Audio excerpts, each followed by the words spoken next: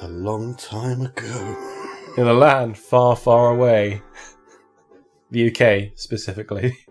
Dark Matter Hudokai. Dark Matter Hudokai. I'm Edgar. And I'm Lee. And we created this mofo. Monstrosity of a mofo. Look at that. Isn't that wonderful? Love the effects that we end up with. This is on the main screen. It went through so many variations. Where the game was originally called Dark Matter, by the way. Like, we started with Dark Matter, and then it became Hudokai, and then Dark Matter Hudokai, and then Hudokai, and then Dark Matter Hudokai again. It had a few versions. I think. And we changed it back to Dark Matter Hudokai right at the end. Yes, yeah, it was literally the last thing we decided upon. It was like, yeah, we'll have it. This intro was added really late as well. Do you remember this? Yeah, I was going to say, I suppose none of this was in the original. Yeah, in the VX build. So yeah, let's start. Yeah, so this game originally was made in RPG Maker VX, like back in started in 2011. Yeah, I think maybe 2012. Yeah. Well, I think it was 2011 was when we come up with the idea, and I think that sort of Christmas we sort of started.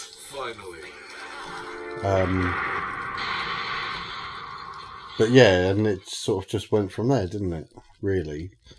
Yeah, so I can't remember. What did we want to do? We wanted to create. I remember we wanted to create a space game, didn't we? Yeah. We created a sci-fi game that was like Kingdom Hearts. It was like Kingdom Hearts with multiple worlds. And Mass Effect, was it at the time? Mass Effect, yeah.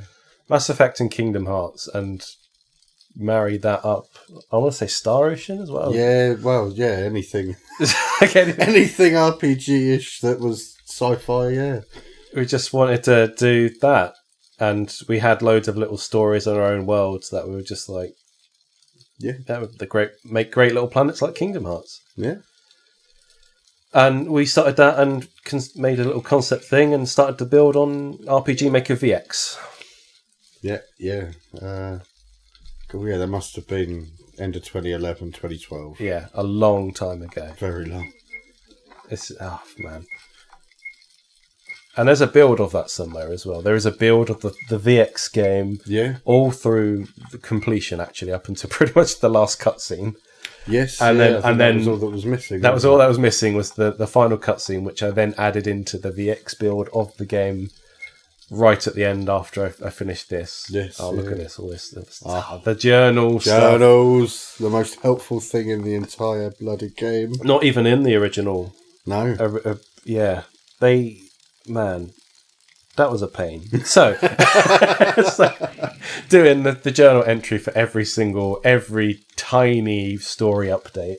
I just thinking about how big this game is. I know. Like, all the enemies, all the moves, all the items, everything. Like, it just seems crazy how much is actually in it.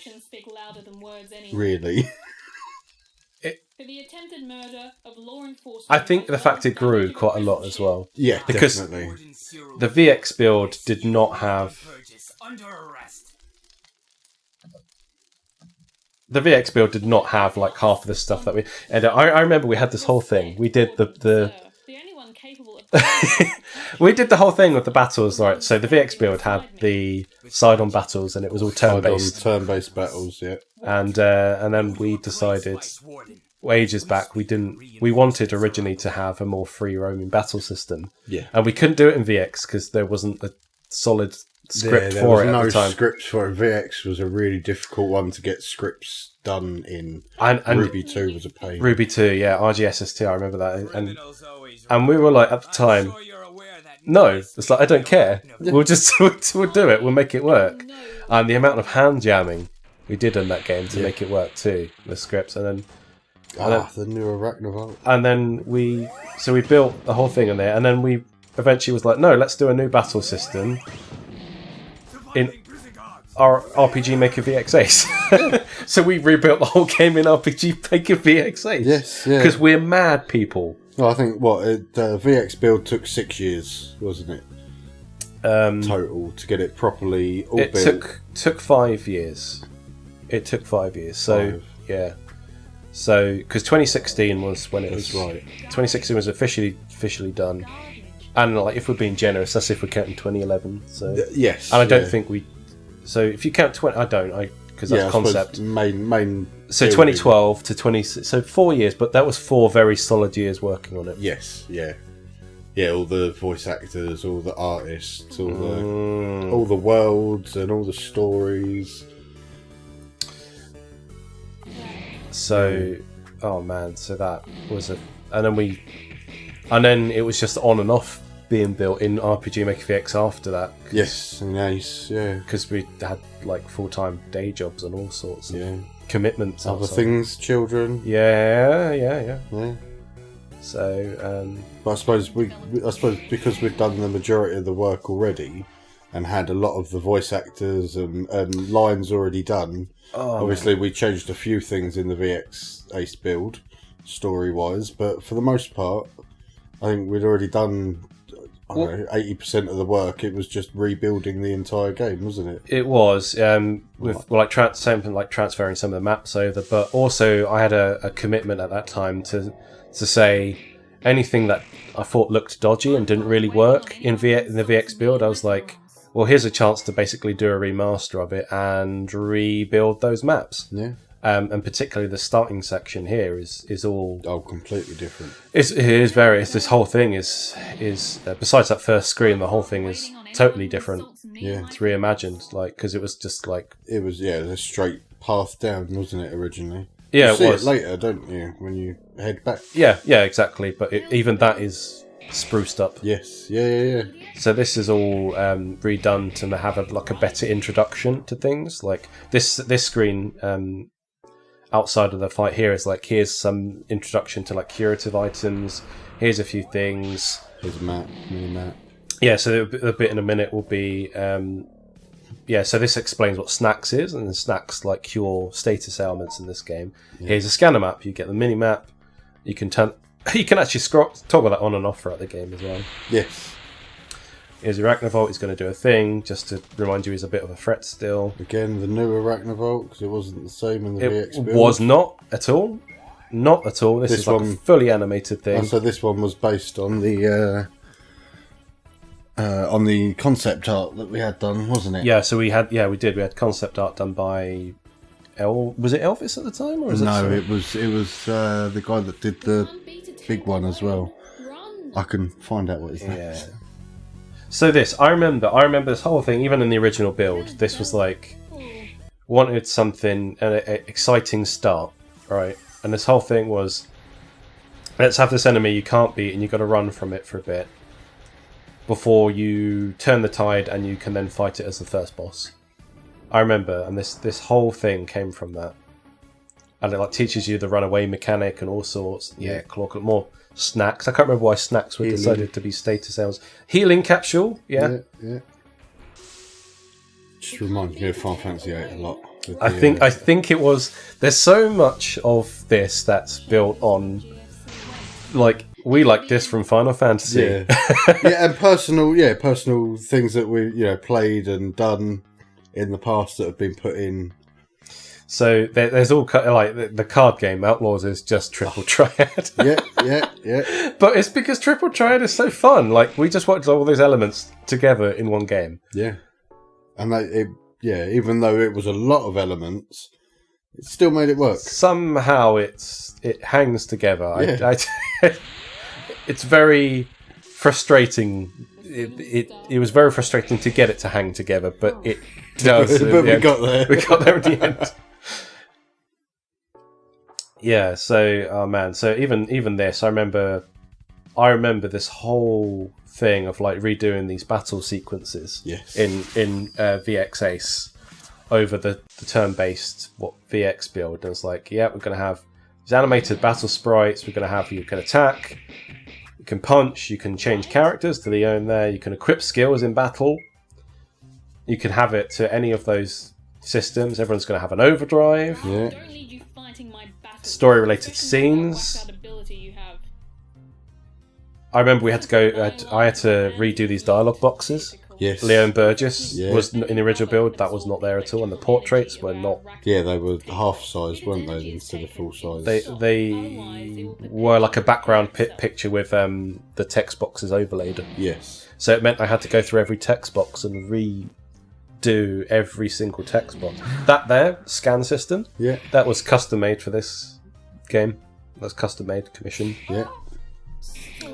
To show like question marks on enemies' weaknesses, but as soon as you reveal them, they Yeah, appear. so- Or you could use Neocortex scan, which is a Leon ability, and then Eliza gets it later on as well to reveal stuff. There's loads of stuff.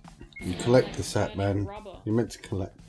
You can do either. No, you can bust it. You can bust it or collect it. It doesn't matter. It just gives a different. I was going to say Leon's response. Why are you collecting it? Always makes me laugh. Only rubber. Can slow the arachnavolt. Blair. Now you can. Now I'll use my overdrive ability. Yeah, teach you about the overdrive stuff, and now you can attack it, and it's the first boss, and the boss tune kicks in. Built up over time in battles too. Yeah. So, or at least this build of the game had that version of the boss tune. Yes. So it's fine. It's like the very last thing that was changed. So yeah, and then of course you got the everything like the Overdrives. the overdrive stuff, the Kai bar at the top that builds up over time. You got the actual health bar, Yeah. the name of the boss, the HP that's all custom. Yeah, and everyone down at the bottom, Iron and TP. I remember Iron is related to what you'd have magic, so it's Yes, all for the yeah, Hudokai and- abilities, and TP is like stuff you build up to use for skills. Yeah. Yeah, I'm fine. man. And the little finishing poses in the battles. And that results screen as well. Yes, yeah, Don't yeah. get me wrong, criminal. Do you remember Grateful for your help. Why we had this select? Why are you such a bitch? Always. Why are you such a bitch? Classic. Always. It's like, what should I remember that? What if we have this system of like where you can choose things? What should his first line be? Always. Why are you such Why a are you bitch? such a bitch, Leon? But just, and you're not supposed to like her at this stage. No. She's supposed to be a bit of a nuisance, and you kind of have to work together and stick together, but you don't like each other. I take it that the why are you such a bitch isn't the thing that gives you positive. It gives you a negative. I can't. So yeah. So that was that why we selected? I think it was. I think that was why it was like, you have a clear positive and a clear negative to then start boosting your, I think which way you're going to go. so. I think we had that right at the start, where the first path was like how you help Leon or what you do or accuse or something, and that's the second one. Yes. And I can't remember how or why we decided, but we had alignment system. I think it might be Mass Effect Yeah. inspired. Yeah. And like every choice you do, or virtually every choice you do, gives you either a positive in your alignment or a negative. Or neutral, depending. Or some of them give you a neutral. There you go. You name yourself. The only character you can actually name. What's it going to be called? Give it 3 guesses. Nova. Of course it's Nova. It's Nova. Nova. First name Nova, surname Nova. I know. Should have gone with Lee. Lee Nova. Well, do you know, if you put Lee Nova in there, it activates hard mode. There you go. And it gives you a warning going, are you sure you want to activate hard mode? And it'll give you An option, yes or no. yeah, and it will destroy your alignment, give you like no Kronos, if I remember, or something, and but you do get special Hudokai. So it's like a challenge mode. Okay. But then you get an easy mode as well if you put super in there. So it's supernova, and then you get like loads of Hudokai, loads of alignment, loads of like Kronos, and then you can do all sorts. Yeah. Not super well known, obviously. Obviously. I didn't know about that one. That's not the one that I used. Like I can feel the energy Yeah. in my body. I know. I remember when this. Releasing it at the enemy again. A lot of people. We had a few people say this game was easy. Do you remember? Yes. Which yes. is interesting because the VX people were saying it was so hard. Yeah. So it's like hard to strike a balance. But anyway, if you ever want a challenge Yeah. or a better challenge, you put Lee Nova or just Lee. Yeah. Yeah. And Leon has a funny line as well, doesn't she? She does actually. Yeah. Yeah. She goes Lee Nova. But Yeah, we all laughed about that when we Yeah. saw it. Yeah. oh, look at this. This paint, MS Paint background of the Nexus that took me ages. Yes. All of the sprites in this are done in Paint, believe it or not. Yeah. Everything. Even the tile sets, we had to redo all the tile sets. In Paint, pixel by In pixel. Everything. Everything. That's why everything looks all cool and dark. Hey, you.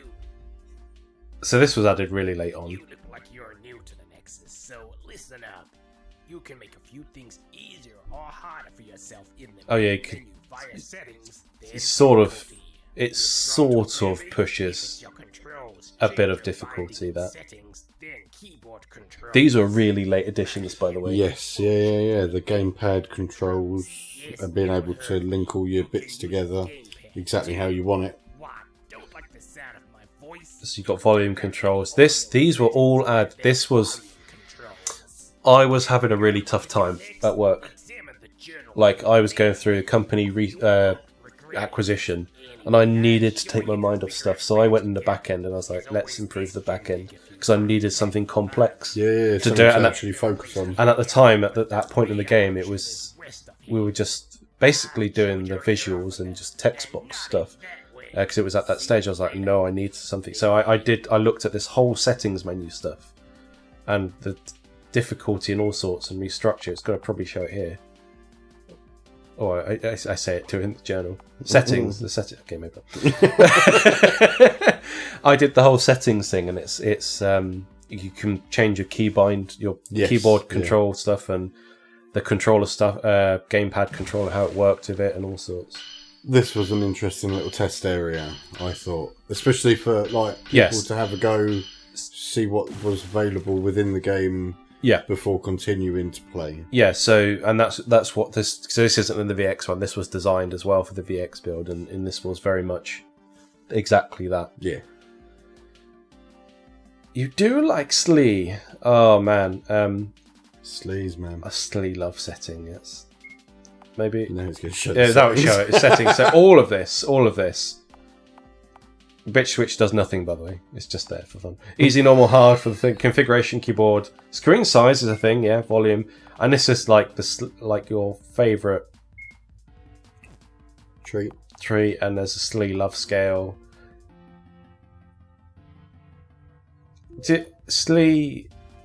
Slee became a thing. Sleaze are the best. Slee Sleaze are awesome. Slee are just raccoon balls, and they weren't even that heavily in the original No. game, and it's just retroactively ended up putting them in more and more, and then This was fun. the darkness. Yeah. I got stuck here for a good 5 minutes searching for him. 'Cause I just could not find him. And look, boom, you found him straight away. Oh, This is just to give you a bit of AP. It's just a bit of fun. I think that whole thing was inspired by, Chrono Trigger has that start thing where you can do a few fun things like that. so you do that when you first go to the future, don't you? You're stuck in. Oh no, in the dark bit. Millennium Fair, Yes. it's just there is a bit there as well, isn't there? it's just a fun thing. So, let's go. Trophy houses. Yeah, trophy houses from back in the early 2010s when trophies were a big thing. Yeah, this is because we wanted achievements or trophies or whatever, like, and then we put a whole system in here to show you all of these. Defeat Ratamit is the post-game stuff, by the way. Mat attack. Yeah, find all the mats. Concept artists, you get concept art, because there's concept art you can find in this game, which will show you in a minute anyway. Sizzly, yeah, all of it. All these are fun. All these little things you can do. Jump on. Jump on. John Bon was our first publisher, wasn't he? Was it Bonink? Yeah, Bonink Creations. He was awesome. And sort of just vanished off the face of the earth, didn't he? So, yeah, he was interested in the project right at in the early days, and then he was the original guy that was going to publish it and do through Bonink. John Bon. And he just disappeared, so it's fine, we end up doing our own thing, but yeah, so we just have a character who's a random space pirate. It's based on him. So and there we go. Concept art, yeah. Yeah, that was the concept art that we had done that then changed the design of the Arachnivolt. Yeah, yeah. And you can collect it's like 50 concept arts or something in the game. It's quite a lot. It's just a fun little collectible that's like hidden in places. Yeah. Just figured that was a fun thing. Yeah. Toilets, yeah. I mean, We found the Hudokai, so there's no need to worry. See you back so It's Flettrick. it's Flettrick. So this, so Nexus. Yes, Nexus. It's all based on something a story project, eh? a story we did ages back called Cybermaster, and then we recreated, as a kids, and then we recreated it as Reality Rift. Yes. And this story was what we would do if at the time we would do it anew with a bit more thought. Yes. Yeah. And then we just adapted it into the start of. Well, as I said, it just becomes something completely different. Yeah, yeah, then, didn't it? Yeah, we just adapted it to the start of Dark Matter Hudokai, because the whole thing is just built of little stories and things we did. It's Peccaros. Peccaros, yeah.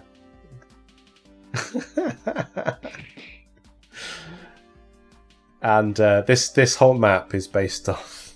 Oh, worse things have This whole map, this main map here, not the other bits, but This one. this one here is based on the town centre of Sandy. Which is where we grew up, Yeah. but we don't live there now, obviously. But like we grew up there. It's Sandy, Bedfordshire, UK. And Peccaros was originally, that was just a little cafe. Yeah. And then it became Peccaros, so we changed the sign. Yeah. It was like, we'll make it Peccaros Cafe. Peccaros is great for pizza. Yeah, yeah. And then we put the Scott's Pizza in here as it Yes. is. As a result, oh man, it's all kinds of little things. Little thing. There's lots of little things throughout it that have just been added, I guess, just because they had to be, really. QuickTime events. QuickTime event. I remember the original VX build had way too many QuickTime events. It was overkill, and I remember at the time it was like, we need to have something that's not just constant QuickTime. battle at the time. So we put in too many QuickTime events to overcompensate for it. And then going back with the VX Ace build was like, no, these need to get trimmed down quite considerably. Yeah, we don't need 6 rounds of QuickTime events per thing. Yeah. Whoever I feel like. Both of you deserve no mercy. But the one for this bit was still here. Yes. But I suppose it is the bit at the end still there with Serum. Yeah, because that's like the Which boss was version amazing. of it. Honestly, when you made that was incredible watching you go through and do each bit one at a time with all the different move routes. Chaos. It was crazy to watch, but Chaos. playing it through at the end is like, oh my god, That's yes. why you floored me and searched my pockets? Why do you want a phone so bad? Tail whip. You might have had a phone. Or a Scratch, tear whip. I mean, we'll come to that, I'm sure. But Definitely. I never forget it. I try to remember more. By so this Max, this was so. Max was originally your character Yes. more than anyone else. Yes. Yeah. Forget I said anything. I just So don't we know how to sort leave. of Why? Didn't you hear me? it sort of evolved I'm into his own lost. thing. He did, because obviously there Those who was. don't understand that. Who was there before? So the original cast was 8. There was 8 characters, right? That's right. Yeah. And we cut it down to 6 then because I'll survive on my own. I Thanks. think I pushed quite hard for that. Yeah. By saying there's a lot of games when they have more than 6, and they tend to leave the other ones kind of a little bit in the dirt and forgotten about, and they're kind of late additions. So it cut it down to 6. So the 8 cast originally was you had Nova Leone, or you had the whole cast here, and then the additional 2 were you had a sharpshooter alien that we Yes. never really named. We still Yeah, that still comes up every now and then, doesn't it? yeah, because I don't know. He'll be in something someday. Yeah, because he was pretty cool. Yeah. So sharpshooter alien, and a character called Jow Fuzzy. Yes. Jow Fuzzy would make it into the game in different ways. Yes. That's right, I forgot Joe Fuzzy was meant to be part of the main team. Yeah. I'm not goods that Yeah. can be traded either. I kind of. Be kept here at night until you've recovered your seed. I like Gel Fuzzy, Yeah, yeah, and I actually like the Sharpshooter Alien. yeah. But we never. Yeah, I suppose And I do think- working them in I think and making them meaningful is a difficult one at the same time.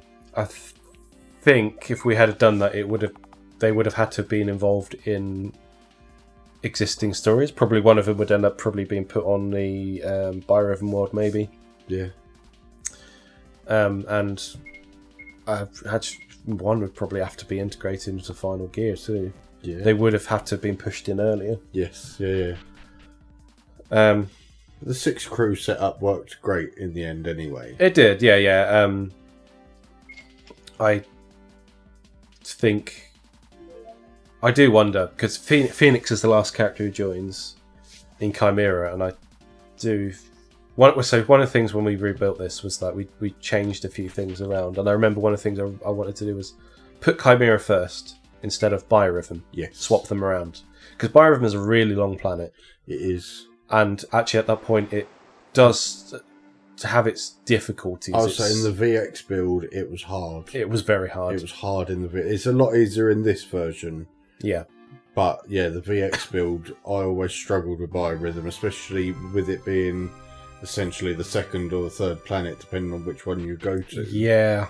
Like, it's pretty solid. And when you've only got you and Leone.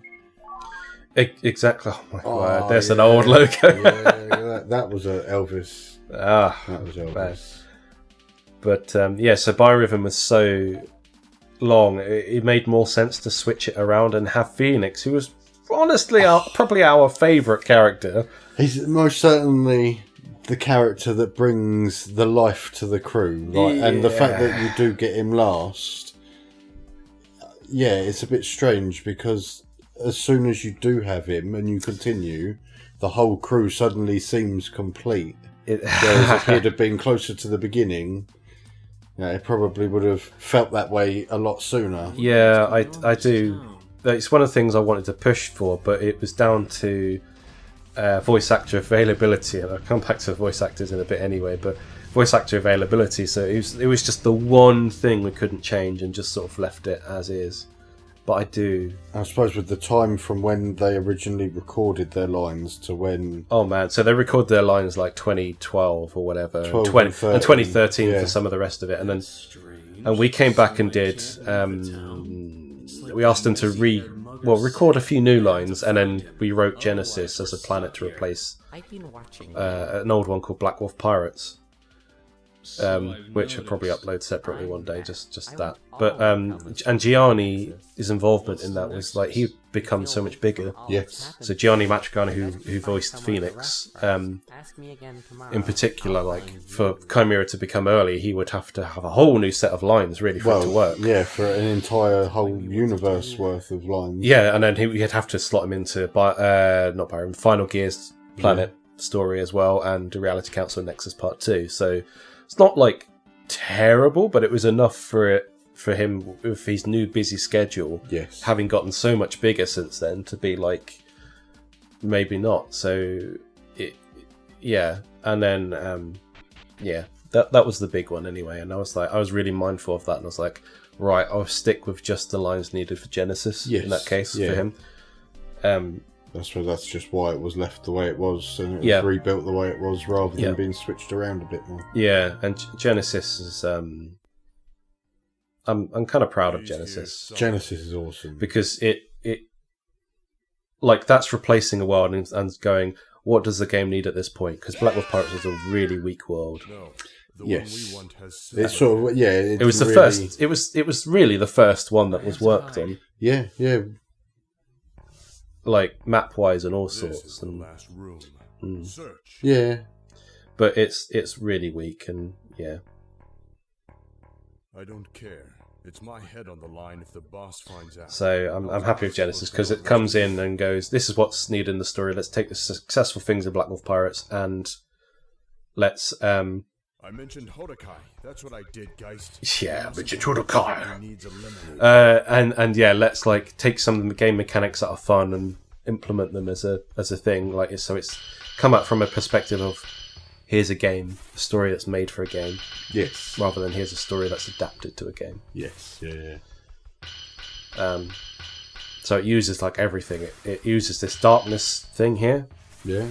Yeah. It uses some future mechanics. It uses all sorts. Gravity mechanics. Gravity, yeah, puzzles. Has Leon's story in there. Has Max's origin story. It's got all sorts. This is a lot of stuff, endgame stuff as well, isn't there? yeah. There's He isn't here. a lot there. Bluff. He must have escaped. All right, Geist. Think. Where would you go if you were him? This whole thing was redone. I think the original one was just QuickTime events again. And you stayed, you had to hide, didn't you? You And chose- depending on where you hid was depending on whether you got found. which I don't even know if there was QuickTime events. there was, yeah, to hold your breath, but it didn't matter if you chose the haystack, you'd Yeah. die anyway. Yeah, I just thought it was stupid. So so you can free roam this section. No, I was talking to myself. Good job, man. Yeah, this is totally redone. He isn't here. I'm not letting you leave. So NPCs, like random NPCs, I voiced so many of these random NPCs because they're like, oh, that guy needs a voice, and it's a story scene. Let's just give him one. Well, because story scenes, I had this whole thing of like, story scenes have to have voices if they're NPCs, otherwise it's weird. Yeah, when you've got one main character talking, but no one else is talking. Yeah. So it's like, And we had that decision early on to make the whole game.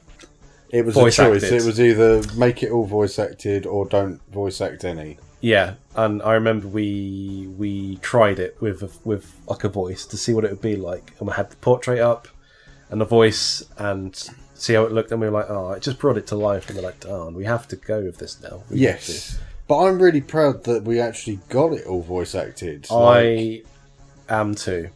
Like, you did so much work. You did a lot of the I outreach. did a lot. I did a lot of the recruiting and stuff for the voice acting, and yeah, chatting with people like Gianni and Chase. So yeah, Like, yeah, so yeah, like they were so young back then and just starting out they were. at a time when it was actually quite hard to get into it, like professionally. This was an era that was like a lot of people were doing stuff on voice acting for YouTube and doing stuff on forums and fan projects and all sorts. And yeah, I mean, Only forget. yeah, we had so many people who just were like, yeah, How he looked at me as he I'll went, gladly help. "Dad, Just Yeah. give me a role. Yeah. I hated him. It's wild because it's not like that now It's at all. not at all. So it's If it yeah, helps. I don't remember my strange. dad. And, Not yet, Concept anyway. art, all of Elvis's stuff. He blimey, yeah. he pretty much volunteered to It's- give us, just so that we'd give him a reference, so that then he could then move on. And I mean, he ended up making his own game studio in the end. yeah, Elvis, yeah, he did. good lad. And he was, yeah, he was, and he was thankful, and we're thankful here for his work. I was too. going to say that email he sent us when he said, "Oh, I'm moving to this thing." That was amazing. Yeah, it was. It was like the most wonderful thing. It was like You end up a proud parent Yeah. almost. It was I really. was just saying how lovely it had been working with us and on the project, and that he hoped that everything went all right. About the size of a small building, and it fluffing Yeah, through to this place. it's wild. I've never been able to escape. It's wild looking back at that sort of era Yeah. I'm being hunted because it's by just an not. armed It's just killer. not the same. It just No, really isn't. No, Friend of yours? no, that's it. Everyone wants paying for anything that they do. We now. did, and we paid the main cast. Oh, definitely, Like, definitely. when they like later on in the process and like things have changed, you definitely paid the cast. But like at the start, that was not. It was not something that you had to do. It wasn't like a. No, this was like It was a fan made. it was thing. yeah, exactly, and that was very common back then. And people were happy to donate their voice to help you. Yes. As long as you credited them in the Yeah, thing. and everyone is very much credited in this. I mean, you saw those credits at the start, but like the game has full on credits Oh, at the end as well, where everyone gets credited. Everyone. Yes. Yeah. So, it's probably good to talk about because Gianni, who voiced Felix, originally auditioned for Nova. Yes. He Yeah. originally went for Nova, and then His voice was just too perfect to waste. for Nova. Well, yeah, because we were like, he's a good. We felt we had a character in mind who was like better suited, who was Phoenix, and to the like, energy that he brought to the audition. Yeah, Like the energy that Gianni brought to the audition just screamed Phoenix, and his general attitude, demeanor. and how he is. Yeah, exactly. So he was perfect for Phoenix. The amount of lines he ad-libbed as well, and it's funny because he would do. I remember he would do a lot of takes of a line. You know, he'd do maybe a take that's pretty much as scripted, and then he would do a take with maybe with a different take on it, and then he would do like a third one that was a bit more flavourful in terms of like what he would probably do as Phoenix. And I tell you what, 9 times out of 10, I end up going for that. For his ones. Yeah, because they were just... He embodied that role so much. And I really do think the main cast especially embodied the roles for all of their characters, just using Gianni as a first example. But it's the guy who... So Chase Johnson voiced Nova in the end. I remember we listened to him and it was like, oh, he reminds us so much of... Johnny Young Bush. Yeah, Johnny Young Bush. Yeah, but in a good way. In a good way. And I was like, oh, like... And at a time when Bleach was quite a big thing as well, to then come across a young voice actor who sounds a lot like him. Yeah, so he voiced Ichigo in Bleach, and but with also his own distinct flavour as well. Yes, yeah. And it was like he was just perfect for Nova. Yeah, like we were like, oh, that's exactly who we want. And he did amazing all the way through. It's fantastic. Like because he has, especially so for Nexus Part 1, he's more flat in general, which works because Nova is still finding out who he is. Yeah, We had this whole amnesia thing, like you find out who Nova is as he finds out who he is. But then as he finds out who he is, and later on in the game, he's got so much more flavour and character to him. And then by the end as well, like just the acting that he brought to the role when it was needed towards the end of the game was amazing. Yeah, it's perfect. He did, and they all did phenomenal. Every single one. And I know we didn't have we had Claire Alexander for Leone, but not originally. Do you remember? No, yeah, we had Manon who voiced the VX. Yeah, and we had to sadly we had to recast because she dropped out in the end. But honestly, Claire Alexander as Leone is perfect. Like, I wouldn't. Yeah, she was phenomenal, and like Australian wasn't how Leone was originally portrayed. No, but that Australian twang is perfect. It made her, and then definitely gave her more character. Yeah, so she ended up bringing her own flavour to her, and then a couple of lines got rewritten, I guess, as a result when she came on. Just to add a bit more of that Australian flair to it. And then we had someone else, I think, for Max, who again dropped out. And then we got Sean Clarkson for Max as well. He makes Max too. He does. He did brilliant. He's so good as Max.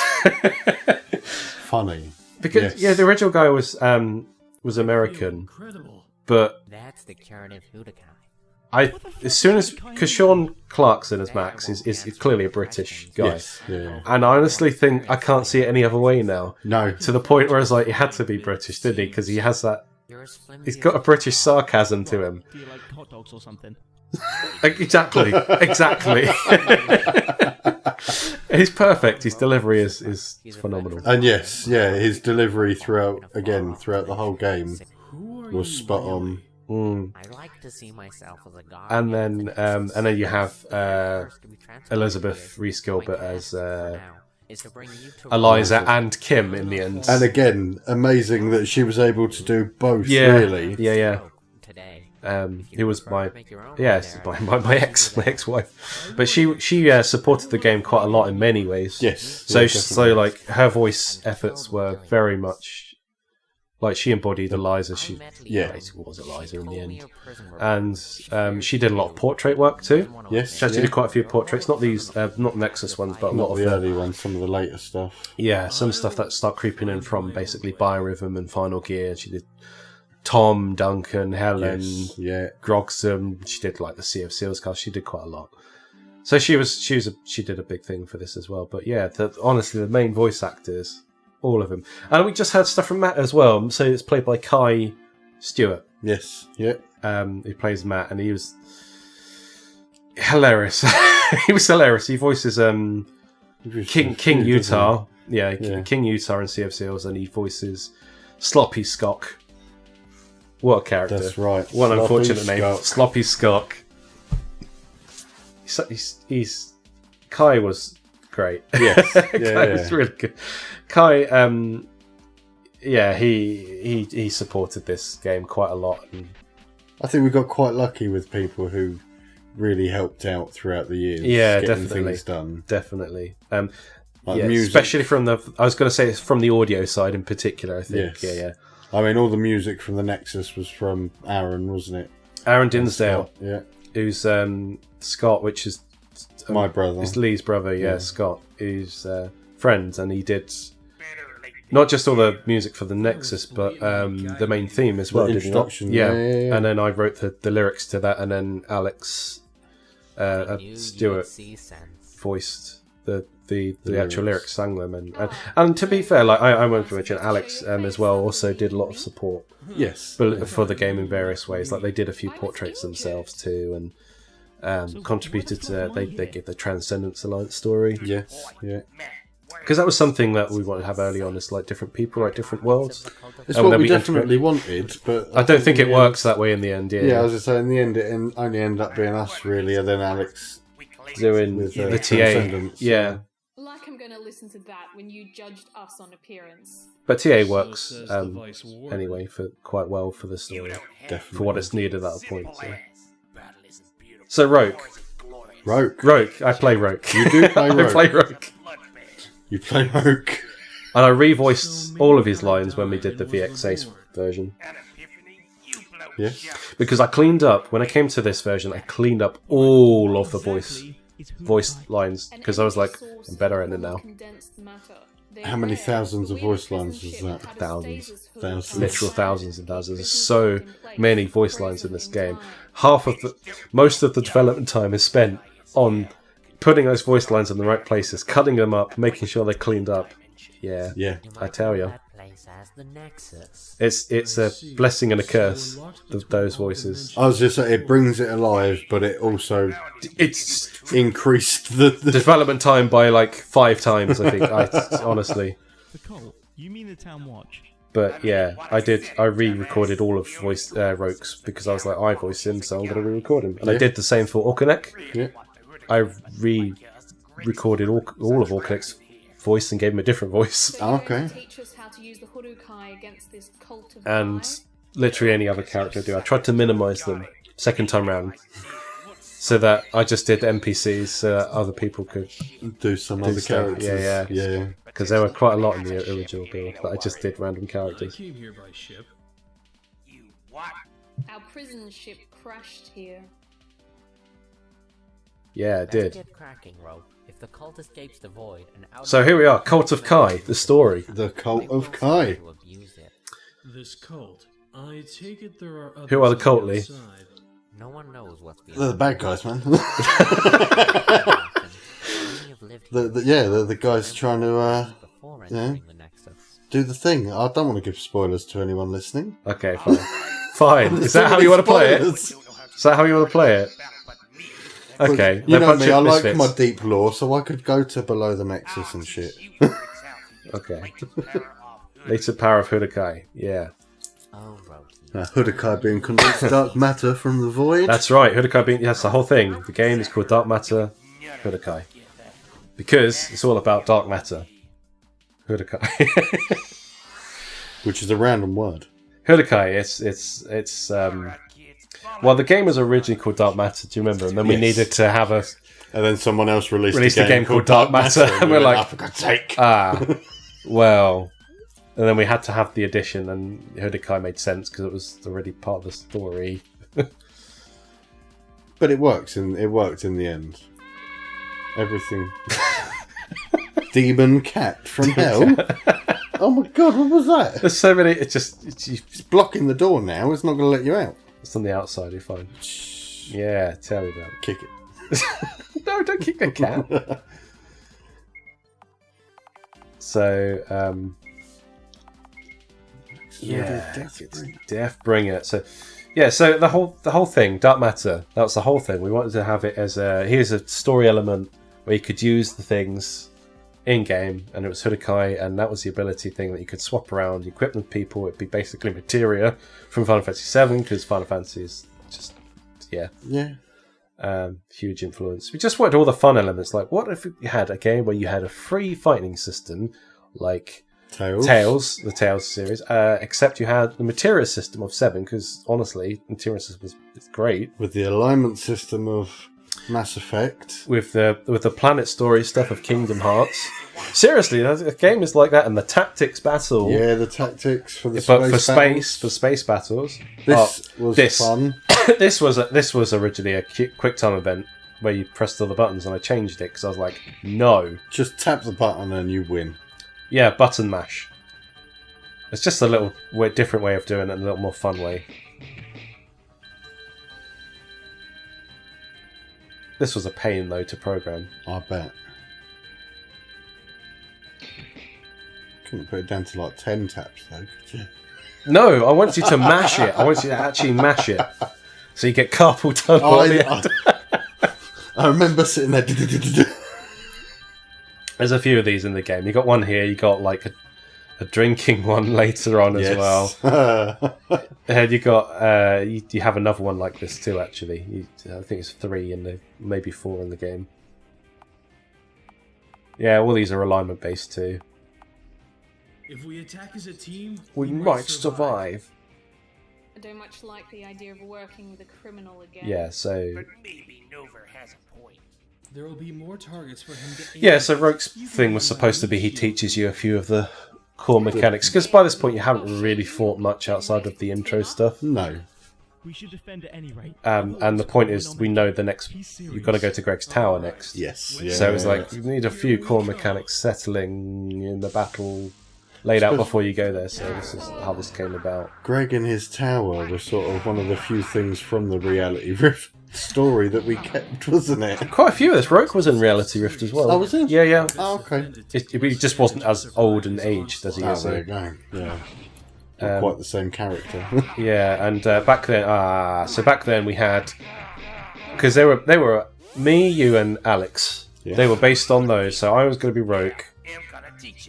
You were Lee, so Nova's role in this. Yeah. And Alex, Max has taken Alex's role in this. So Alex was, or Ash as the character was originally there as a totally different entity almost. Actually, we still have a concept art around this area. Purple hair. Yeah, purple hair. I've got the. In fact, we have the sprite is still in the game. I was going to say the concept art that someone else did on DeviantArt of the two Alexes fighting as well. That's actually right next to Roke's mansion. I'll probably pick it up and show it in a minute. Oh, okay. Yeah.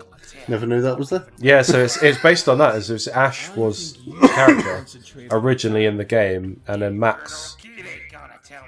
We wanted to do Deathbringers, but it didn't really work, did it? So yeah, it came. This whole thing came back. Like Ash was just a character in the Nexus. He wasn't going to come with you, and we realised maybe we should have one of the characters put in the Nexus Part 1. And then you come back for them, but they are still going to be part of the main team. You just don't have them for a little while. Yeah, so it's just it was to drop the amount of like randomers that would join your party, and then you would never have them again. Because there was a lot of that in the VX. There was a lot of that, yeah. I love his little idle thing, Max's idle motion, where he flips his scythe in the air. Yeah, it's awesome. I love, yeah. Yeah. And his little finisher with his hair flip. So much character in those little battle sprites. Max is based on Scott, isn't he? Or my brother. His visual design is based on Lee's brother Scott, yeah. Which is funny. It does make me laugh. I know. Because he was originally meant to voice him. Yeah, I can't remember. That definitely didn't get very far. No, I think it was just more he didn't have any of the equipment. He offered to do it and then just had nothing to do it on. Yeah, yeah. But by that point, Max had become part of the story, so... Luke is actually too strong for me to handle. As I suppose Pholtix was a carryover from the Reality Rift story. Yeah, Flectric, as we called him. Yeah, Flectric, and we just changed. Pholtix was my best friend, in fact. Definitely the better name. Yes. Hey, you don't And the seem better like design a too. guy. I like to think I'm not, but I love that sword. what I am. I can't cool, deny isn't the it? It things is a I've cool done, or the things like I'm going sprite. to do. Got the electric I can't thing allow going you guys on. to This know what is you this know. is a really early, really early sprite that we did actually. Mm. Oh, Yeah, one of the so it first. was this Yeah. lot using the Hudokai to light up the sky. I I see. Then I definitely have to. I remember, take you guys down. Sorry about that. Oh man, so Look, I'll leave you be the for guy instead of had missed Cyrax. some lines. Yes, For this. the voice actor. The voice actor missed some lines for Voltix, and then Couldn't get hold of him. we just couldn't get hold of him, and we didn't want to recast him. Saving these two daggers just for your return, Dad. How dare you And but there was an issue where we actually lost a few lines as well. So we had some and we lost them, and he didn't voice others. So it was like, so it had this workaround where he, when his helmet's on, he is voiced by the original guy, and then when his helmet's off, I voice it instead. Because of course I'm gonna do it. Yeah, after there was no one else to do it, was there? Yeah, so I end up voicing him when his helmet's off. Voice changing helmet. That's exactly what we went with. Yeah, it's Yeah. exactly what we said. It's Yeah. not too different, but it's there. Go to equip it. You'd best look after that, being with me since the battlefield. Did he name his partner? I don't think he does there. He doesn't. I'm sure his partner name comes up in a random NPC dialogue thing, though. It's a really... Probably something on Genesis. Or When it's doing like- the Deathbringer side planet. For the Deathbringer side planet. Yeah. I think it might be on the Deathbringer side planet. So that was the whole thing as well. Like, we got story planets, and then we got these side planets. We were like, we wanted to reward you if you explored in space. So have these side planets that have like little side short stories, basically. None of which are voiced. No. Side planets are not voiced. Only the main games. Yeah. And you had the arena. You had quite a few. You've got Planet Billiard, which was like these two future kind of come to the planet, and then this grassy planet, and have like ruined everything. And then you've got like Dissident's Moon, which was this whole thing of like an old facility, and you have a prototype Arachnivolt there. Oh, there you go. This is. We were much stronger in that fight. Yeah. In such a short amount of time, too. Yeah. Let's tell Greg. Don't you dare, Dad. This is between you and me. Yeah, I'll come back to that side planet thing in a minute. This is a whole misunderstanding. It's like he thinks that Voltix is his dad, but he isn't, because Max has this whole daddy issue thing going on. It's me, Max Judge. I'm your son. Yeah. Another Max? Now you can see me for what I really am, away from the voice change Yeah. in my helmet. Yeah. I'm you from a different dimension, yeah. Why I didn't want So we had this whole thing. Nexus is like the point between all dimensions. Yes, yeah. So we had like different versions of the same person here and there. Yeah. I think it's about time you were done away with, don't you, Voltix? You're still on about what I did to your friend? You didn't have to fight that battle, but you did. I ain't never gonna forgive you. Yeah. People change. Never. Tell that to my dead partner. So I think you get a choice, to keep Voltix or as he, let him go or kill him. Yes. Which is kind of a big thing. I'm not going to chase you. That's but it's an interesting choice to make for later From what I game stuff. understand, Voltix's hands are stained in the blood of Roke's entire homeland. I mean, Never let a criminal escape. I guess it doesn't change much in the end. No. But it's a huge alignment. Plus or minus that one. It isn't always the easiest decision. Yeah, and they affect the ending. The alignment affects the ending, and it affects the cost of things, because I want to have it as an in-game, as a reason, as something, like a consequence in game. So if you're good, you get discounts in shops, but if you're bad, there's price increases. So it's actually a way of upping the difficulty in a weird sort of way, if you want it that way. And people react to you slightly differently, particularly around the Nexus. They're just a bit more positive versus they're helpful or negative, yeah. You're right. And you go, well, what's the benefit of doing the negative way? It's more fun. Yes. The choices are always more fun, but the consequences, you're going to feel them. Yeah, it's going to cost you twice as much for a bit of chocolate. Yeah, for Clocklet, which is 50% chocolate, 50% biscuit, 1% nut or something. I can't remember. It's 101% perfection. Hell yeah. And none of you know what's outside. Why do you want to leave? I know what's out there. Yeah, Max is... This was a weird thing. It's like, we had to come up with a reason for like why Max wasn't going to come with you at the start, and I think, in hindsight, we should have just had him come with you. Probably. So like, he has this thing, he's like, oh, home's here, why do you want to leave? And then later on he's like, but home is out there somewhere, actually. So yeah, we had it so that he more wanted to follow where his dad was. Find out where his home was and such. Actually, I don't want to leave. Yeah. You're insane. Max Judge. This place has become my home. I don't know why anyone would want to leave their home. Do you remember why was he? Do you remember why you called him Max Judge? I do. Yeah, why? Like I said, me and Scott were talking. Scott wanted to play one of the characters. He wanted it to look like him.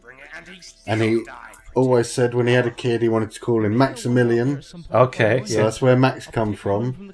And then he really liked Christopher Judge from Stargate, guy that plays Tilk, or Kronos from God of War, the games. Oh, wow, same guy. okay. Wow. And he was just like, I've always loved the last name Judge, so that's how Max Judge was done. Yeah, that's yeah, that's cool. Yeah. Okay. Yeah, I remember. So Leon Burgess. Look, I can't remember where Leon came from. Leon was. I don't remember where Leon came from. I remember thinking it was slightly unique. Where the hell to next? But Burgess came from Darren Shan. Yeah. That Darren Shan, Saga of Darren Shan character called Alice Burgess, who was police person, lady, detective. Yeah. I wanted that scrappy edge to her, so she's authoritative edge. Yeah, it just works. Burgess really works for Leon Burgess. If we capture a member of the cult as proof that they exist, as well Felix as Fox is just Fox. Yeah. Fox.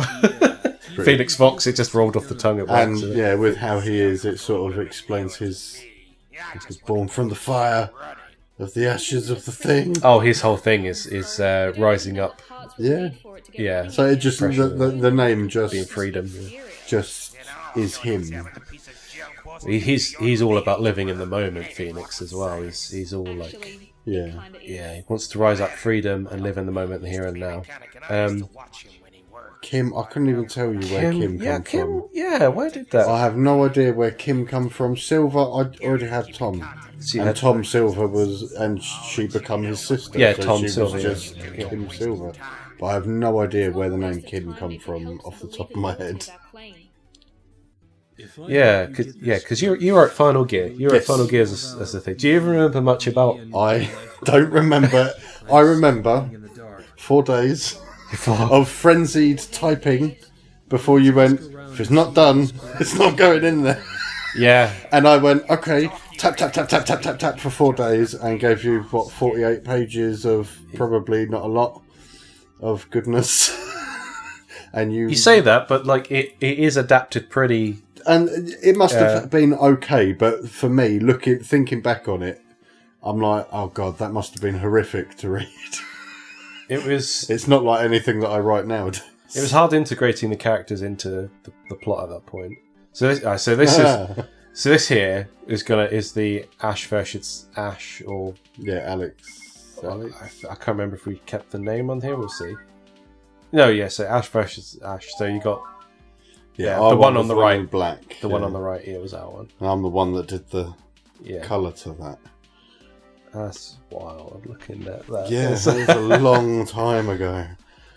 So that must have been 2012. That was man, yeah. So 13 years ago. Pah. Yeah. It's crazy to think how long it took to really build the entire. Well, I said to build it, like we said, it was four 4 It was 4 very solid years, but that was like working at it constantly. And when it came to the VX build, it was dribs just and drabs. yeah, exactly. Where you could. Yeah. And obviously, RPG Maker not being a collaborative engine meant that I had to do the recruiting and the contacting people, and you essentially made the game itself and had to do all the systems and the coding and everything, because there was no I'll jump in and do this bit and you jump in and do that bit. Yeah. You had the file and that was pretty much how it was. So I mean, I didn't really see the VX Ace build until almost right at the end, really. I think I'd played the Nexus. Okay. Yeah, because I'd played the Nexus, because I know you'd come down and been like, oh yeah, come on, we'll have a play. So I know I'd done this bit. But beyond this, I hadn't played anything until you went, right, it's time to test the whole game. On the VX build. Obviously, I'd played... VX Ace build. Obviously, I'd played the VX game many times. Up until TA, because that was as far as it was. Oh, yeah. When I last played it. But yeah, like, getting to sit down and actually play the whole game in the VX Ace build was insane. To then be able to go from world to world and be like, I remember this world, but it wasn't like this. Same as this tower. I remember this tower, but it wasn't like this. This tower was quite heavily restructured, yeah. So, I think because the original one was like, it just felt too easy. So it just had a little more puzzle element to it. So it's a Slee. It's a Slee. There are a few more Slee lessons in it. Let's see. Slee. 1, 2, 3. Seems like a pointless exercise, really. Until you realise you actually need that for the firewall later. Yes. Yeah. But that firewall wasn't in the original. And this whole puzzle thing wasn't either.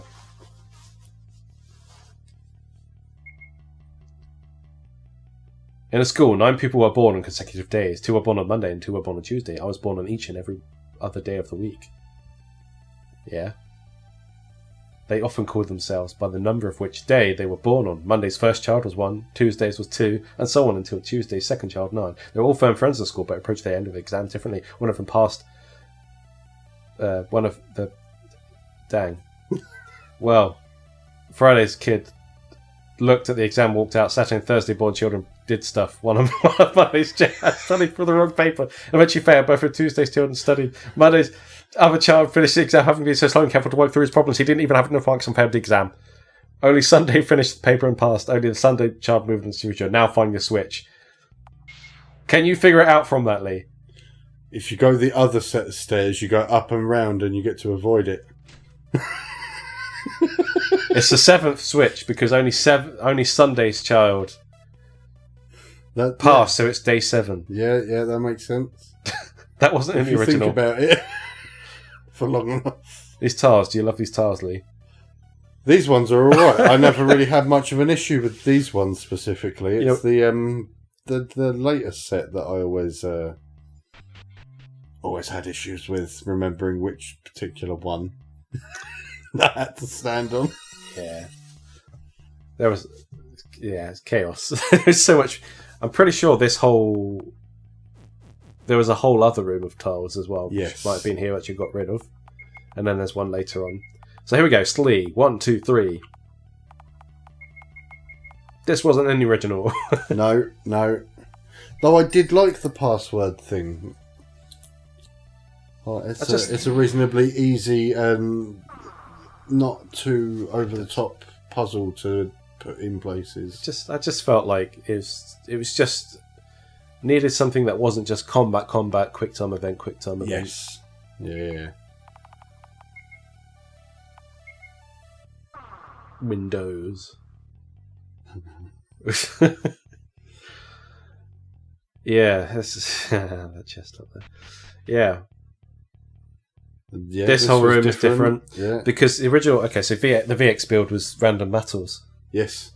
And we made a conscious effort for the Ace to have enemies that roamed around and had paths that I had to put in for every down one so you could pick and choose your battles as and when. Which definitely helped for later stuff. Honestly, way better. Yeah. Yes. So much more fun than just random battle. Yeah. So originally he just stood there and looked around, and now he actually goes around the table. That's Geist. Yes. Doppelganger. Yeah. I didn't see anyone. Yeah. You know where he's going. He's going to the toilet. These stupid messages. This is what made. This is what made so good. Yeah, so it's just so like randomized, just random things that you were like, just have this.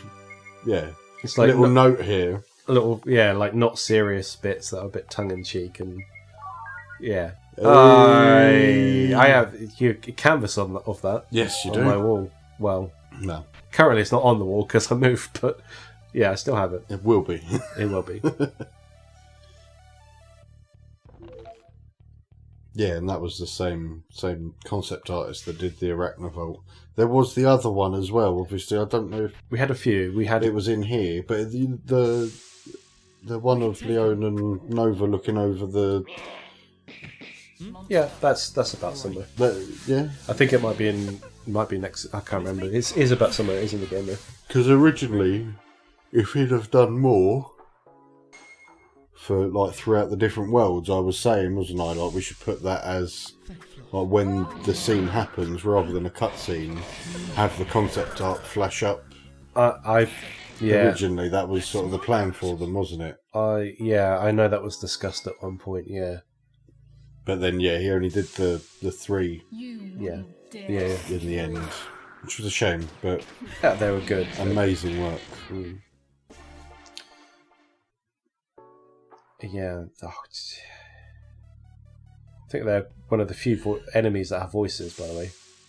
Well, the hand locks, the doom locks. Yeah, the guys in Greg's Tower. I think because I cut them, only bosses I decided would have voices after these and the Slee have voices. Yes. Because I was like, it's too much, because as you get more cast, and they're saying they all have dialogue in fight, they're all saying things and doing stuff. Like when you have all of them and the enemies, it was just a bit much. Yes. It was like everyone talking. Yeah. And I suppose it's not like Unity where you can go sound levels between all the different things and actually sort it out so that it's level and you can hear other things over the top. There's that, but it's there's the amount of them as well. Yes. So when you have like 4 characters in your team saying stuff, I was so plus all the enemies, when you all level up at once, everyone just goes blah, blah, blah. No, you can't hear a word any of them are saying. It's funny. But that's what I mean. Whereas, like, I suppose with something like Unity, you'd go in and be like, on that screen, all of those voices get brought down enough that you can hear, or they say it one at a time, or whatever. Like, there's different ways of doing it, isn't there? Yeah. But RPG Maker's pretty basic. You can definitely bend it. You can definitely bend it quite a lot. Yes. But it's I think maybe that is the best way to put it. You bend it quite a lot. But yeah, at this point you've got Leon and Max. Nova's in this form as mute until later in fight. So yeah. Do you remember this? Do you remember the colour pattern?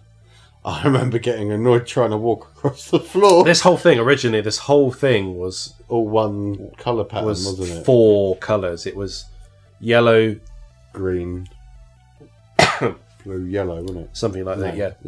Yellow, it was, and then we changed it to just the primary colours and then removed the section in the middle and I redid it. Yes. Here we go, tiles. Look at this, fun. That one. No. Nope. That one. Over there! Yeah. It's at near the bottom left. Yeah. I remember people complain about that. Like, the tiles are broken, it's pushing me this way and it shouldn't. I'm like, yeah, it should, actually. That one's one that pushes you that way. It's just frustrating. And a lot of the original VX game was stupid stuff like this. Yes. So, yeah. Yeah, that one. That's the one. In the corner. You forgot to save it. felt like I probably didn't need to at this point. That's very unlike me. I think certainly something I recommend in this game is to save always and over different loose slots. Yeah. Yes. I can't remember how far I got before I messed it up and went, oh no, and I had to start again. I think it was TA, wasn't it? I don't know. I'd got really, really far, and then had to restart the whole thing again. Oh no! Yeah. Second time round, did it properly. Oh. Do you remember? Yeah. Okay. So originally, Lee voiced Greg. Lee did voice Greg. You voiced Greg. So you remember saying these lines, don't you? Yes. I remember you saying them as well. And then we recast him in the VX Ace, and then I retroactively put it in the VX. I'm not a fan of my voice re-listening. So yeah, like listening to it in the game, I was like, "This is awful." I wanted to hear it from your own mouth. I like the tiddly kiddlies. What tiddly kiddies? Kiddly. But you call them tiddly kiddlies. Yeah, it's just makes me laugh. 3, 2, 1. Yep. I farted. Now look what you've done. Too much curry. Basically the joke, yeah. Too much curry, yeah. So he cuffs. No, but it isn't that. So you're the kids who got lucky and found. Yeah, it's Greg. Gregory. I remember he was like your display picture for ages as well. He was. Like in various media. Yeah, for a long time. Yeah. He definitely has this aura of being like, I am the main character of a different game. Yes. Look at me with my sword. The gas isn't affecting him. He Yeah. must be immune. Hudokai. Was he Hudokai infused? Mm-hmm. Or born. Yeah, that's it. That's right. Yes, that's right. And then he's so he gets experimented on as a result, and it leads to stuff with the gears and all sorts. I'm off to fix me a There we go, tiddly kitties. Good night, tiddly kiddlies. What the hell did he know? Look at me. Tiddly kitties. And then it's up to Max to save the day. In a time when Max isn't quite gelling with the party, and it's like, should I leave them? Should I save them? I should go after Greg, but they look like they'll die without my help. But if they could do that much damage to Voltix, my alternate self.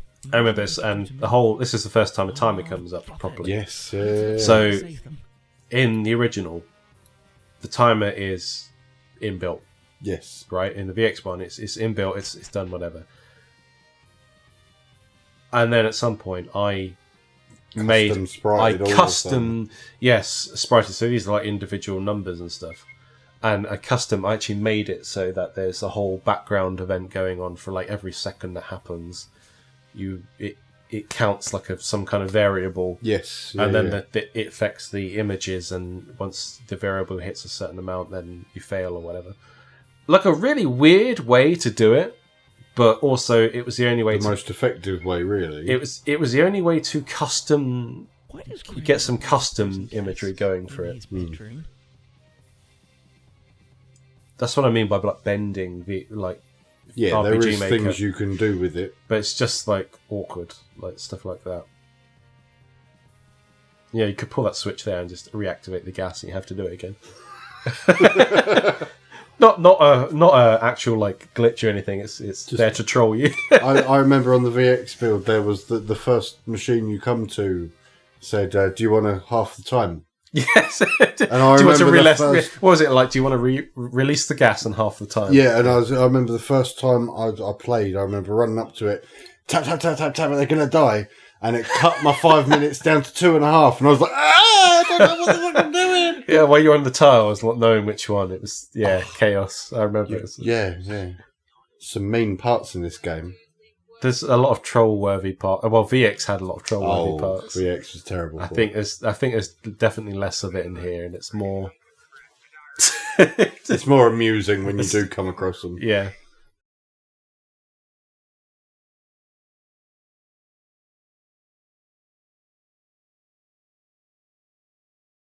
You once bring the part here. Oh yeah, this is where Cyril like reveals his hand. Look, the first cutscene is coming up. Yeah, look at this. What a twist. Oh, Cyril set you up to be framed at the start. Oh, look, it wasn't bad writing after all. Because it got accused of that quite a bit. And it's deliberate. So, trust me, it's deliberate that he blames you. Because everyone was like, oh, he's quick to blame you. It's like, oh, that feels like bad writing. I'm like, there's a reason. Yeah, so, first comic book style cutscene. Yeah. I love guess. These. I think originally we wanted these animated, didn't we? We did. And that was why they were set up as they were, so that they could be like storyboarded. Yes, exactly. And then it just adapted them to this. Well, I was going to say, I suppose we couldn't find an animator that would do it for a reasonable price, so it was like, well, oh yeah, MS Paint it is. Like 9 times out of 10 in this game, I will just do it myself. Yes, and but so look how we awesome did. It is. It's what MS Paint is wild to look at. Everything but the portraits, everything visual you see, and even the portraits to a degree. Yeah. Like the ghosting on them is all pixel by pixel in Paint. It's wild. Before you could just turn things transparent. It's before it was without Adobe products, and I refused to use Adobe. So yeah, and then you got Paint Shop Pro and all sorts of things. So just do it easy peasy. You do it online now. You can literally go on Canva and do it. Yeah, background remover. Yeah, boom, done. But yeah, we had to go around those portraits, pixel by pixel, taking out bits. This is the best part of it. I love seeing the ship blows up, getting sucked into the Nexus.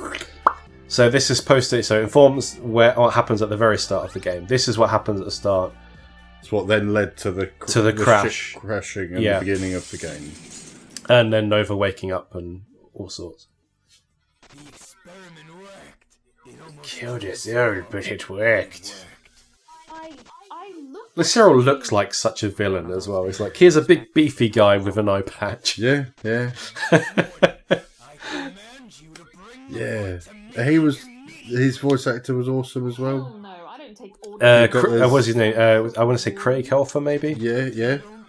He got his lines done quick as well, didn't he? He did. He was on point, get them done. I think he was like amongst the first who did finish his lines, actually. To a point he was ahead of the curve. Like I was like, oh, I have to write Nexus Part 3. So yeah, that's a good. So Nexus, unlike the other planets, which are fairly self-contained but add to the bigger narrative, is Nexus Part 1, and then it's Nexus Part 2 to start the Act 2 of the story, and then there's Nexus Part 3 that ends Act 3 of the story. So it's split into like 3 parts as you go through the game, where the story sort of continues. Yes. Yeah, and obviously the Nexus changes with every turn you come in. Yeah, every iteration. Yeah, so Nexus Part 2 continues the main plot setup with the whole thing of Greg and Cyril, and Max, of course. And then Part 3 is not just the rounding off of the Nexus story; it's a rounding off the story of the games. Yes. But it's just designed to be that sort of central hub, like bookending everything, and then having a checkpoint in the middle of the story. I can't remember why we had this whole thing of like, yes, you have to buy lemon green tea. Or I don't know. It was definitely something that you put in there. I can't remember why lemon tea was added as this extra thing to bring an old guy just to trade for a plate. I can't remember why. And yeah, then you've just got the random bit of metal plate that you have to go find. It's just... I remember getting lost the first few times looking for him, and then finally finding him, and then not having the tea, and then losing him again. This is something that we should have eliminated this, really, but we didn't, because it's like one of those random hangovers, I think, from the VX that were just there, that it's just bad design. Shouldn't have been there. But we left it anyway, because it was fun. Once it's there and you know it's there. Yeah, true. And you've got cold drinks. Cold drinks all revive your magic in this game, which is Ion. Yeah. So you've got things like Iron Brew. Yeah, no, like the Scottish drink. And then snacks heal status ailments, food heals HP. And other health benefits. Yeah. Smelly socks revive from KO. I don't know why we decided on that. Bananas, clawclots, Max's wallet, which by the way you can sell for money. That's a little secret you can do. You can sell that bit of concept art as well. That's weird. Yeah. Just the one though. Yeah, but why would you? No, I suppose it was the one that you bought from the machine. Yes, wasn't it? yes, So, it was. Yeah. It'll have a price on it. Curative pills. Yum yum yum. So this is Matt's in the party, but he's not actually a full-time member, and I tried to reduce that as much as possible in this build because it was just like, don't want these randomers. Well, I suppose there was a lot of that in VX build. There was From loads of every them. single world you'd have 1, 2, sometimes 3 extra characters throughout it. Yeah, and I didn't like it actually because I was like, these are randomers that you don't keep. Yes. So the answer, Matt had to be in for this bit, so he's left in. But like, Orconnect was cut out. Like so many characters were. Tom, yes, sort of. But you get him for the boss fight at the end. Yes, yeah. So because it was unfortunately narratively he did need to be there. But most of them were. There was loads, and I think your answer to that was actually Sloppy Skok in the end. Yes, because he was like, you hire him, don't you? Exactly. So he takes the place of most of them. So originally he came in, I think. Hire them. No, he came in Chimera, and then I brought the original. Yes, yeah, and then I brought him in earlier. So now he appears several times in Biorhythm and in Final Gear. Does he appear in Spectrox at the beginning? I think he is in Spectrox somewhere. I'm sure I remember seeing him and thinking, okay. Yeah. But yeah, as just an extra hireable party member that you can use, at the beginning of the game, it makes sense. Yeah. And then as you get a full party, he's not part of your team anymore and gets hired by other people. So yeah. He's a parody of Solid Snake. Yes. Metal Gear Solid Snake. Sloppy Skok. I'm Sloppy Skok. It's an unfortunate name, I know. Yeah. Mercenary for hire. Yeah. I can't remember how that came about either. I think it was just a joke that just I think someone did make a joke of it. And we just sort of ran with it as a character. Ran with it as a gag character. Otherwise, he would have definitely been called Solid Snack or something. But yeah.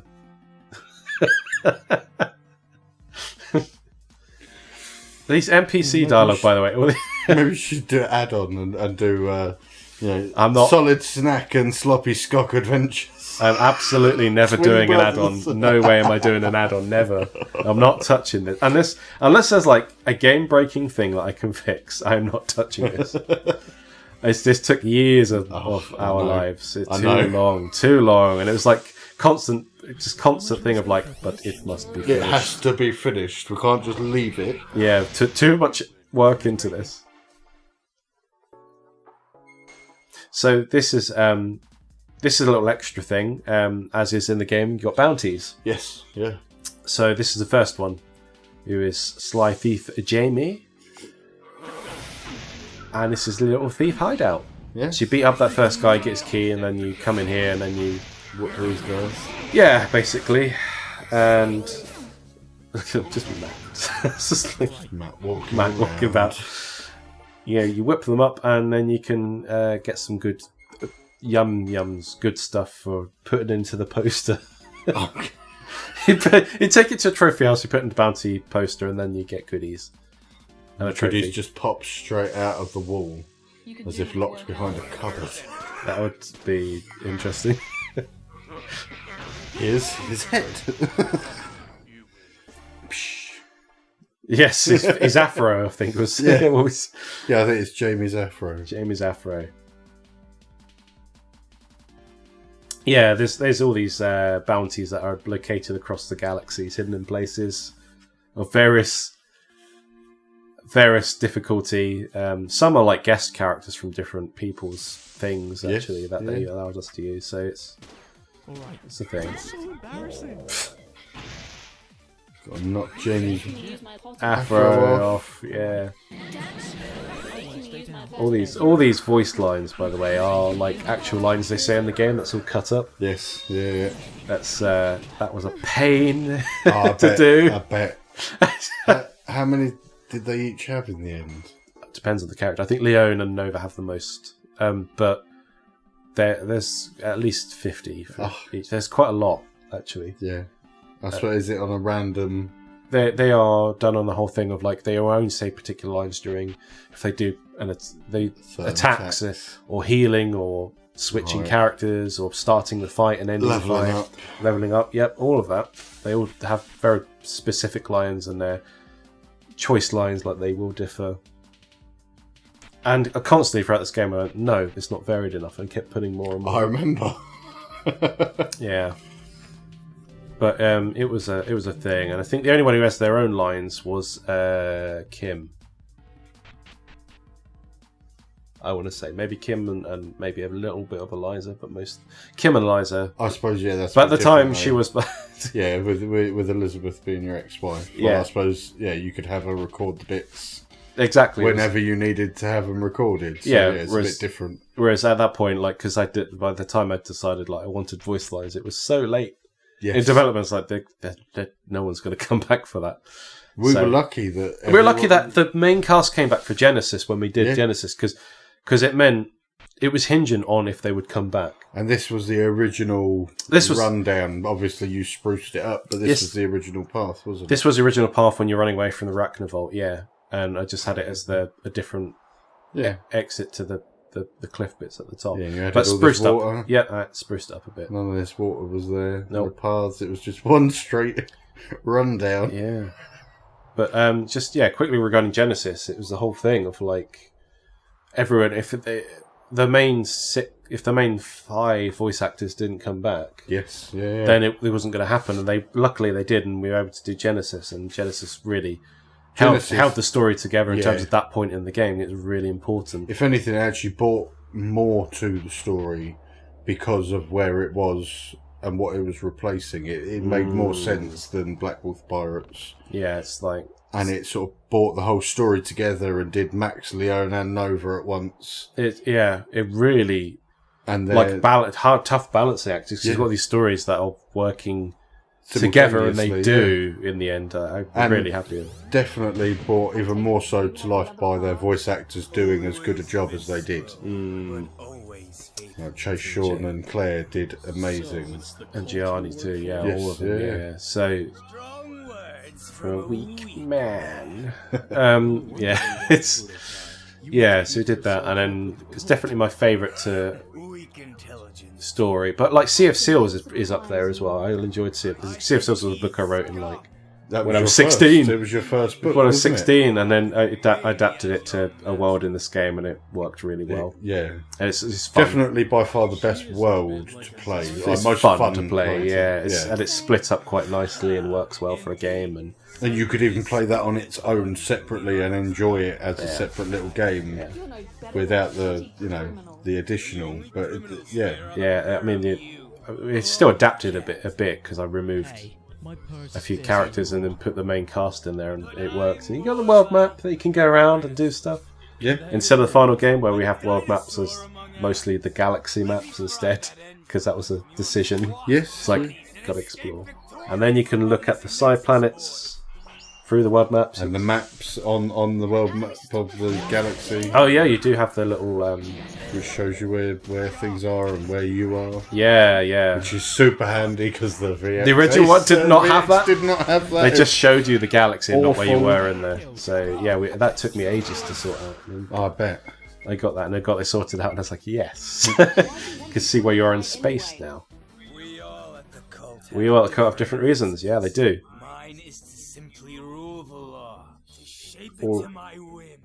Watch the universe controlled by how I want it controlled, So everyone wants Hudokai and the cult for different reasons.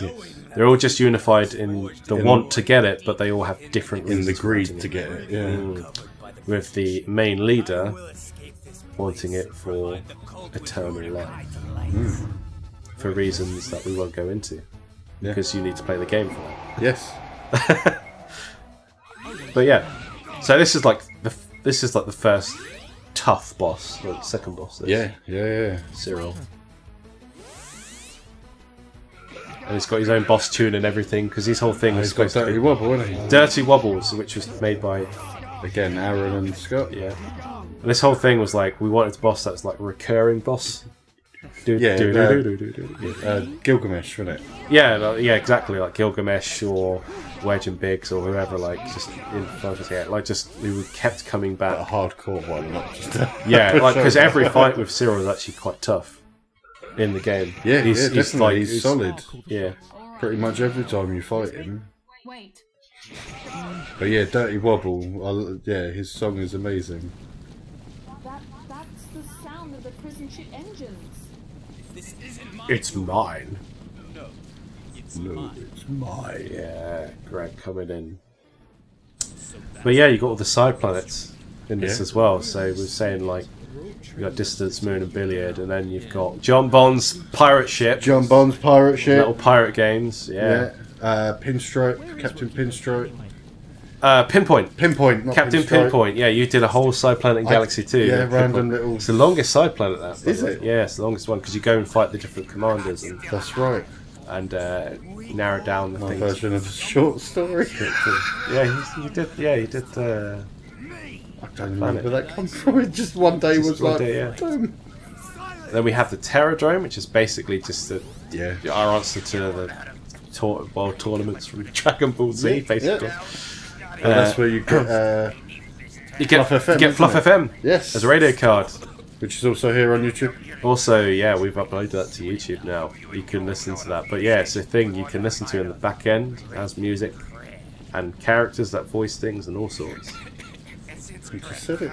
He said Rhett and Crad, He did he? said Rhett and Crad. Yeah, who's Rhett and Crad? He is. Yeah. Yeah. If the thing, you got to play. You've got to play it, you got to find out who's Rhett and Crad. Like hell will I let you escape. Here we go. This is the QuickTime event that was incredible to. The QuickTime event to end all QuickTime events. Every single choice that you make beyond this point is a different move route. Yes, it is. It's wild. It's just crazy that you. Yeah, I would never do this. Good. Again. I remember those 3 or 4 days that you were doing And it, and it was just nuts. Obsessive, like trying to get this done. I know. I would never. It's just all different move routes, man. But it's like the boss version of the QuickTime event. Yeah. Yeah. Thrown on the table. Yeah. First time in the prison ship. Properly, yeah. Which, you go into most throughout the game and you can explore and do stuff in and fly about. But yeah, there are other side planets as well. There's Son of the Slee. Yeah. Which is basically a really hot planet with Slee everywhere. There's Star Hyperion. It's just a little star place. Hot again. You've got the Space Station Entropy, which is warping between the future and the past all the time. Yeah. Where's things going on. And I suppose you've got the ones post-game as well. And you've got all the post-game stuff. Yeah, there's a post-game galaxy to explore with stuff, various planets, and a little extra side story thing if you want it. Yeah. And a super boss. Yeah. From here on out, I do my own dirty work. You idiots could have blown this ship up. Yes, that's if you. I believe you have to. I want to say you have to examine the Nexus in Galaxy 3 to open it, or something like that. Yeah, I think it's like the Kraken Nexus after the game. Yeah, it's after you beat the boss and come back to it. Yes. And you go continue, and then you fly back out, and then you can do it. It's just a little fun extra. Yeah, we. Yeah.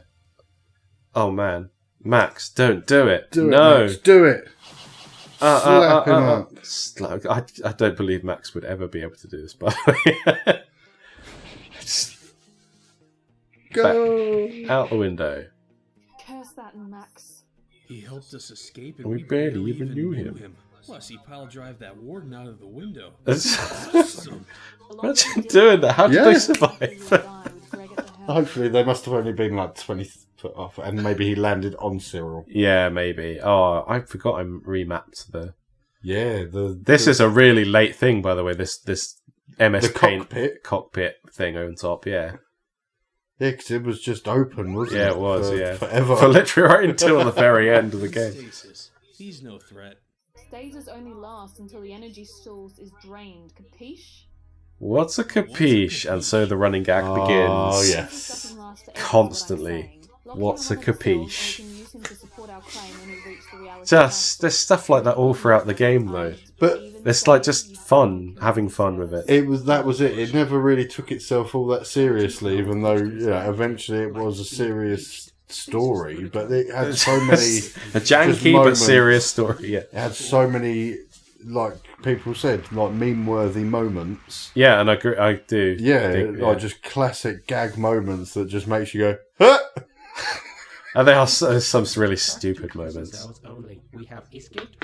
Like, let's try going back. Yeah, there's a lot of stupid moments, but like it's and like this is definitely like if we were to write this now, it would not be the same at all. It would not. It would not, because it would be so much more coherent for a start. It would be more like a epic fantasy sci-fi science fantasy novel of some sort, rather than a full-blown JRPG that lasts 60 to 70 hours. We always said 30. I always was generous with it and said 30 hours because that's how long it takes to do from a developer side, and I was like, well, that's clearly going to be the minimum. But if we're being realistic, it's going to be like 40 plus. I'm sure mine was closer to 60, my full playthrough. Full blown game, this. It really is. And kind of only gets more like it, because I would still say it's fairly simple to start with. Yeah, definitely by Genesis, you can tell that things have changed in the way that you were building things, you were mapping things. And as I said, I remapped the parts of the Nexus at the start there that I remapped, but Biorhythm got hit quite heavily with remapping at least before the City of Lights. Yes, yeah. Because Lewis. Yeah, Lewis did that concept. Yeah. Okay. Yeah, where it was old days. So Lewis originally was a big contributor to the Black Wolf Pirate Planet before we changed it. But so loads of things changed, and the maps and like the Tundra and Biorhythm changed. We actually mapped that. Yeah, that was definitely an awesome change. Slee! I'm good with medicines. I can help with your injuries if you want. That's right. And you can purchase Adaptools, which were weird. They were more of a thing in the VX build, to be fair. They're just sort of more of a hangover for stat increases now. Whereas originally it was like you need to have these to have increased proficiency and other things, but and then of course later on he does your synthesis stuff as well. Yes. Because there was a whole thing, you got synthesis in this game, and there's a whole thing of weapons where it's like you can't buy new better weapons for each character, you have to synthesize them. You could buy better armor, but not the weapons. You have to build those yourself with the materials. Yeah, so this is the ship. This is the ship. He's just looking around, finding mats, getting concept arts. Yeah. Doing little bits. And we'll probably do, to the end of this ship when they land at Spectrox? And then we will probably leave you guys there, actually. Matt. There's Matt. Many Matts. It's Shipperton. Matt Shipperton. They all have their own unique surnames. I had fun with those name boxes, by the way, throughout the game, because there's certain times when there's like, don't be such a Scockhead, and then the name of the next character appear and it says Scockhead as their name. There's stuff like that. That's all, But how? How do I not be such a Scockhead when I am Scockhead? Yeah, it's stuff like that. Leon said one earlier, thank you, Captain Obvious. And it says with Max, like his next name box says Captain Obvious. And it's I don't know, it's you're going to have fun with it, right? Because I had to do those one by one. That's it. It took forever. And I suppose for people who actually play it, who notice it, yeah, they're going to be cracking up rather than just like, oh yeah, it's Max. Yeah. We found Greg's cell. Found Greg's cell, yeah. Have a little bit more guidance, at least in terms of this compared to the original. You got the mini map as well. All those little transfer events, like the white tiles are transfers and reds are enemies or NPCs. NPCs and enemies, I think, are green actually. Yes. No, green is. I can't remember. Green is. Maybe enemies are red. I think enemies are red. I think NPCs are red as well. Are red. No, NPCs are red. I think enemies are like orange or something, and then transfers are white. Save is that greenish colour, as is any vending machine. What did you break now? Screen shake, man. Thank God that stopped. Deliberate, by the way. It was way worse than the original. It was all over the place. I remember not liking a lot of the scenes where things were happening because I just the screen shake on RPG Maker especially really just makes me feel really like pukey. Like on the train, on the original train on the VX version where you're on there for like 30 seconds and the screen's just like and I cut it down in the end to like 5 seconds. Yeah, I just couldn't. I used to have to literally turn away from the screen because it used to just make me want to like on my chest. And the amount of times I put things in there because I knew it. You knew. You mean like in the Sudmaster build where you had a mat on a tower, not a mat. Oh, in the TA planet. No. I'm in the Sudmaster RPG Maker project from 2010. Which is how we learned how to use RPG Maker. We used it as a thing. Yeah, you had the guy up on the cliff, and I just walked straight up to him after going all the way up there, thinking, I've got to speak to this guy, and he just goes, all right, bye, and throws you off the cliff. Back down to the bottom, and then you have to go all the way back up again. He don't even give you an option. I would never have that in Hudokai, in Dark Matter Hudokai, because honestly, it would be too much. People would be enraged. But the thought of it, like I was making this just to learn how to use the game, and I knew Lee would be like playing it. I was like, I want to troll him. So he's going to get it so hard. Hey, look at that! There you go. There's the one of the things we use the map. This is one of the few times outside the space sections where you have a map and you can see where things are. And this is because the point of Spectrox is that you have this area where you can explore for the first time, and like fully explore. There isn't a town. It's, awesome. And it's quite hard in the original, and here it's like a bit different. Yeah, and you get given Hudokai immediately at the start of this as well, because you put more Hudokai in this build. Yeah, there was a lot less in the original, wasn't there? Yeah, there was one per world. Yes. How ridiculous that was. I look at it like you get one by rhythm. Yeah. No. Yeah, where really you need like 4, spaced out throughout. Anyway, 3 or 4. All right, this is Edgar for a little bit of post-editing fun.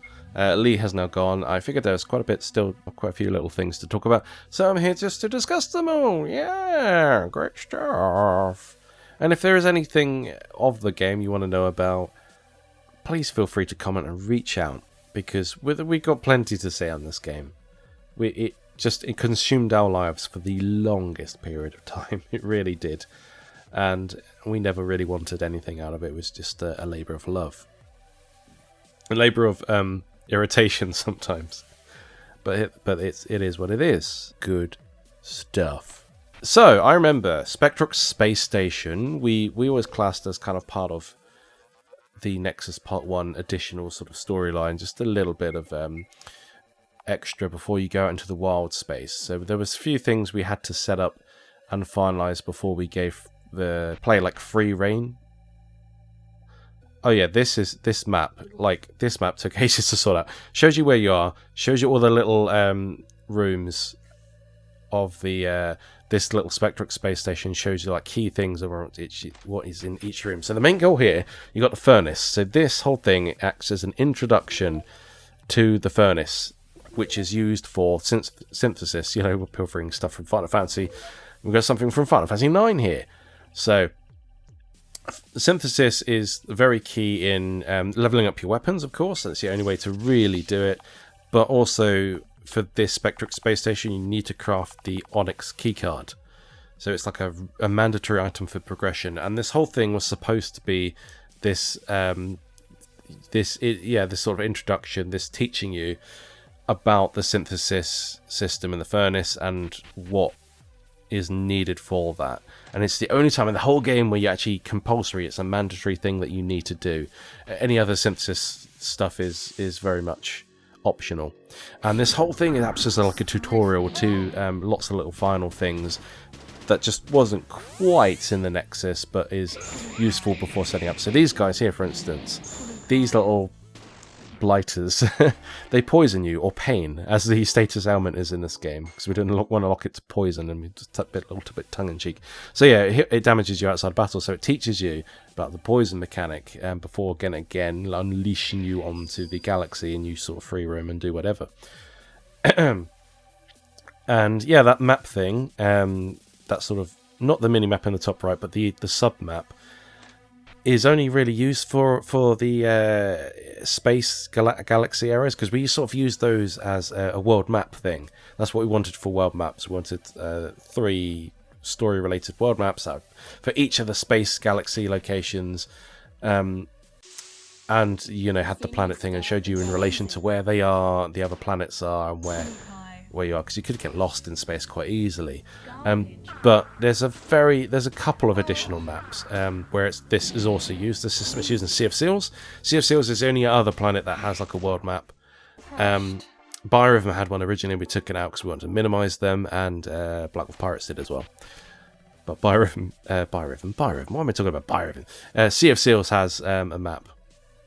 Sea of Seals became the main pirate planet instead. So Spectrux has this map too, to show you some of the key things that you need, and to basically help players find the 3 or 4-ish main items that you need to craft this key card. I think we did have some comments in the original build that it was like hard to find things, but yeah, the whole thing of Spectrux is that it's supposed to give you this very sort of open space station that you explore, and it's encouraging exploration. And that was one of the things.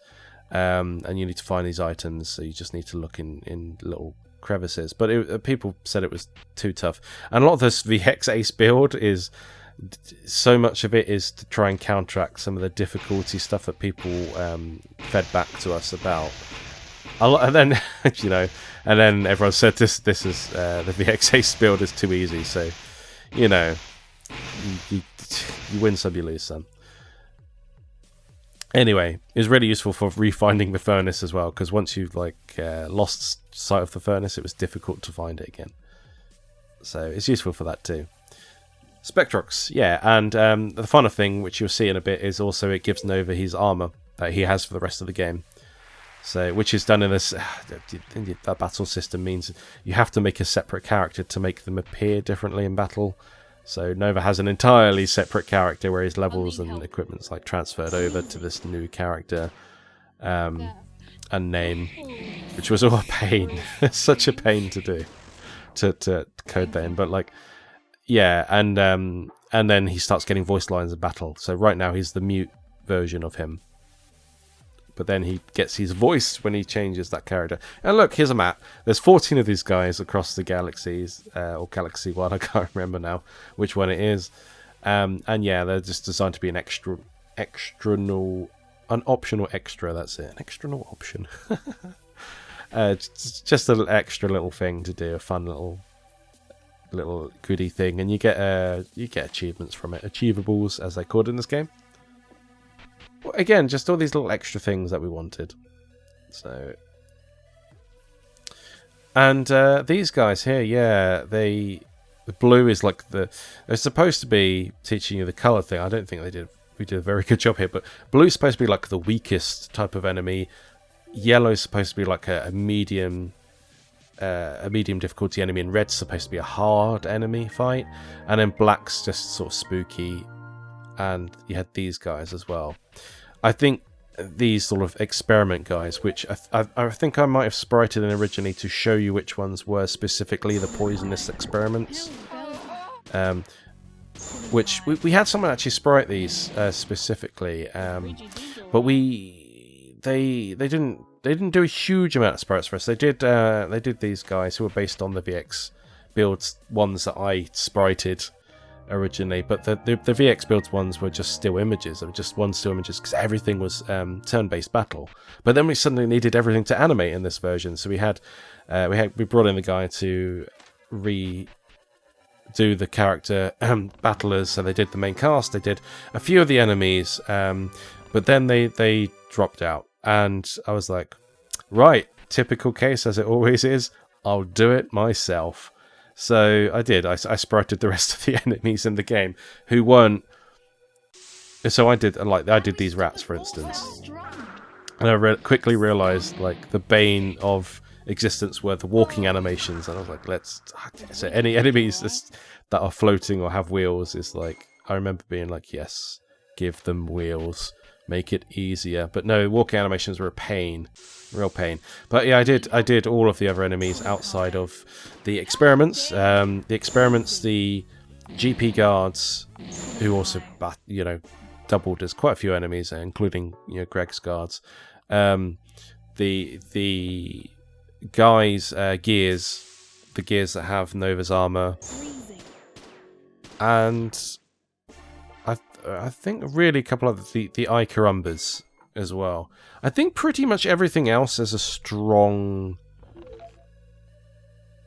Yeah, they did a few others, but they were basically the same sprite as I'd made for the VX build, but kind of animated. So I guess maybe we get joint credit on that one. But and to be fair, that does also include the experiments. That does, yeah.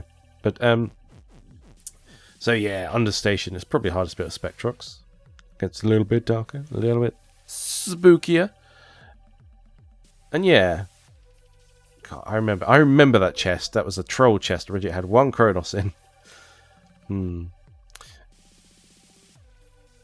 Also, you may have noticed that guy in the corner on the transition screen. There was just a weird glitch that happened in the game where a menu screen would like freeze on there. Typically Varsh, because he was the journal screen.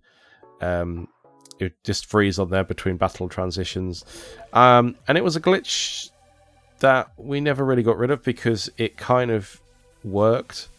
Varsh is supposed to be a character who's constantly watching over you before he comes into the story properly in some capacity. So it was just kind of funny, and he's documenting stuff. I won't spoil it too much, but look, he's documenting the world and everything.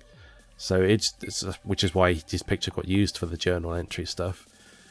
And the journal entry stuff, it just came about because it was just to help people, remind people in a big RPG of like, what did you do previously and what's the goal next. So you can pick it up and be able to do it, like even if you've left it for like 6 months or a year and you don't know what the heck's going on, you have those journal entries to remind yourself in just one quick page.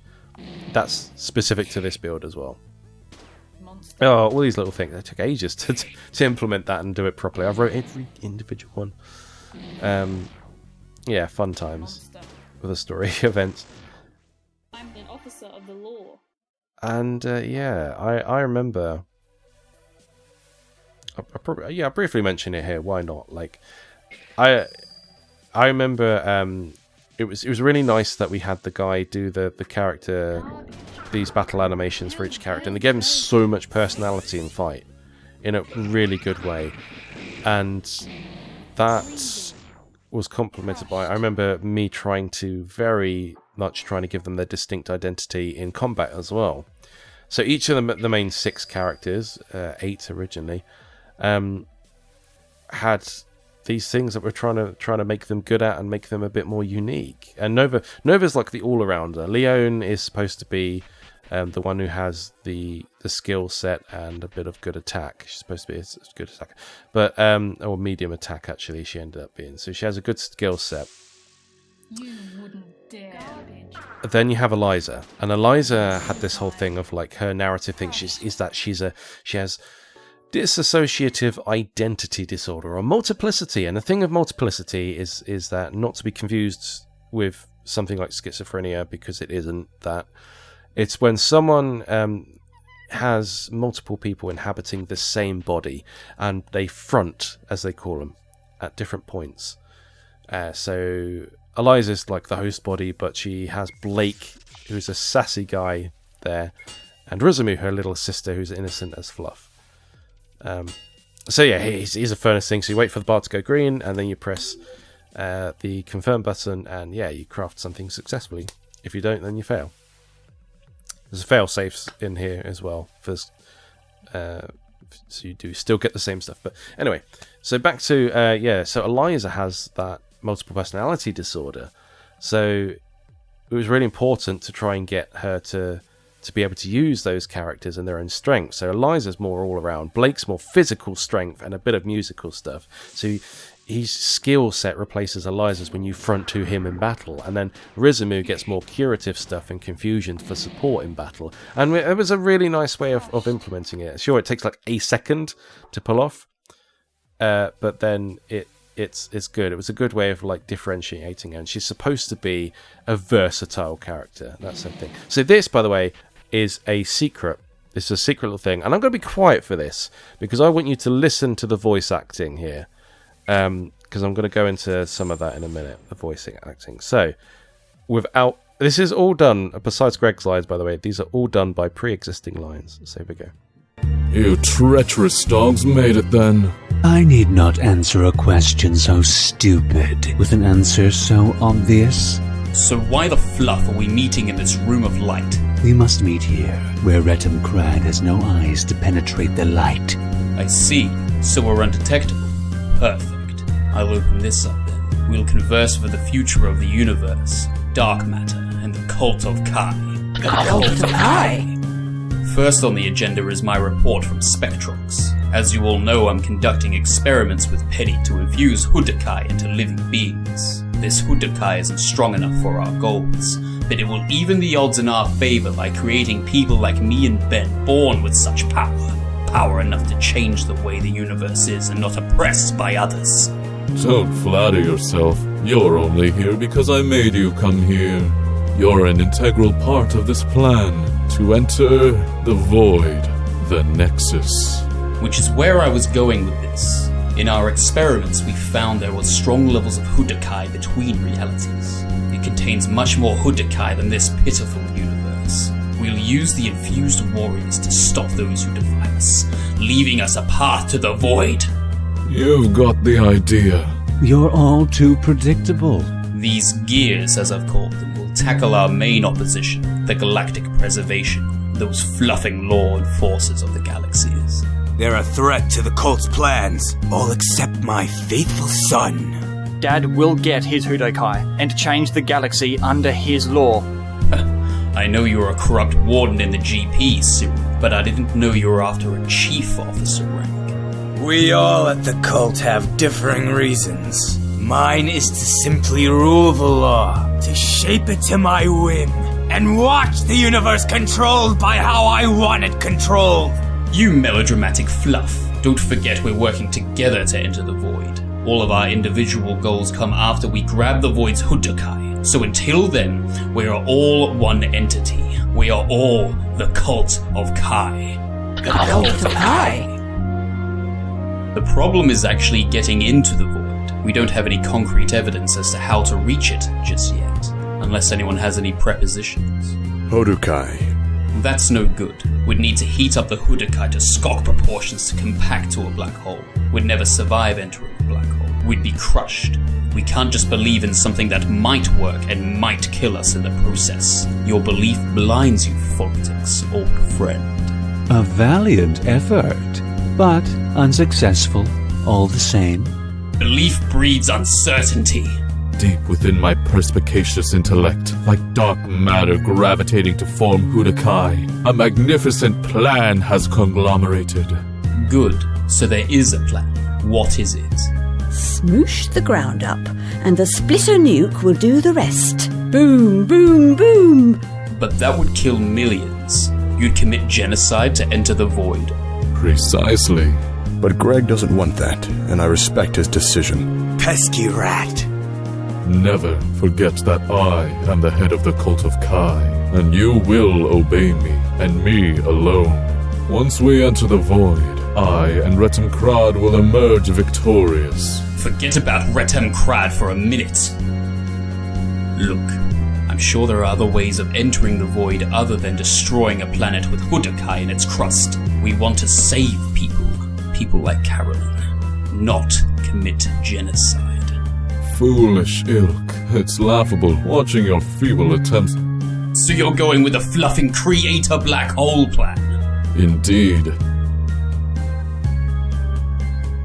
My body is decaying. It can only be rectified once we enter the void. No more decaying body. I'll gain the life I've always deserved. All I have to do now is wait.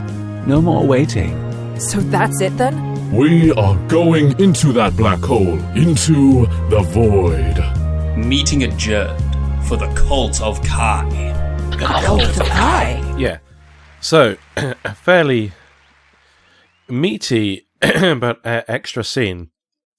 It's just, besides Greg's lines, they're all made up of like pre-existing lines in the game. And the reason for that is because the Cult of Kai, who are the main villainous group of this game, there's a little bit of a flaw in that fact that they're not, you don't really meet them until,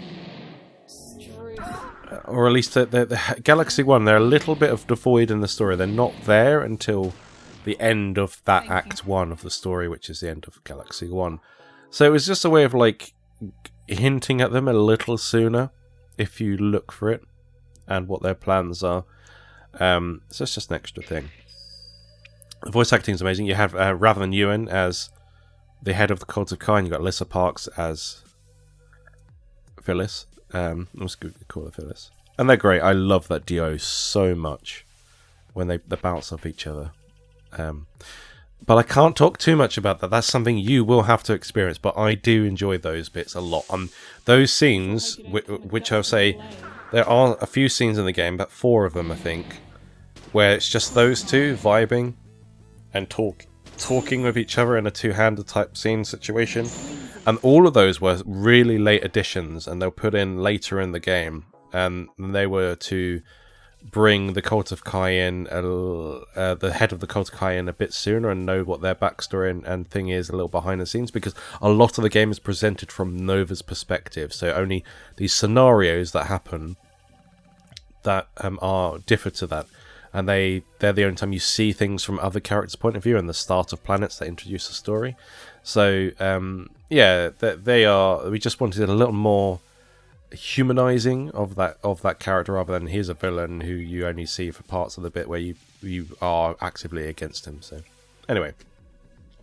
So quickly, yeah, I was going to talk about Eliza is different in the character in battle. So we talked about that. Phoenix is skills overload. He has loads of skills, and he's got Beast Breaker, where he can control enemy skills, steal an enemy skill and use it for himself, which is great. I loved coding that in and getting that sorted. I think the VX one, he actually controls enemies fully and then uses the whole skill set, but I couldn't quite get that to work in this game. So that was a compromise. He steals one of their skills until he uses Beast Breaker again.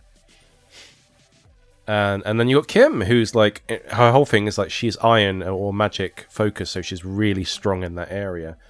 But her thing is like she can only equip aerial skills, so she flies, which means ground-based enemies can't hit her.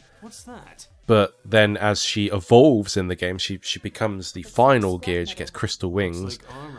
She actually gains those skill slots. She actually gains all the ground skill slots, and she can equip more. You know, her whole thing is like her iron skills aren't just strong, but they also, when she's in her final form, also evolved into like crystal combust if she has combust Hudokai equipped and such. So she's quite unique from that stance. And then we had, we never really developed the sharpshooter enough. And then Gel Fuzzy is in this game in some form. I really wish we were able to bring Gel Fuzzy in as a full-time character, but alas. So here we are, Nova with his new armor.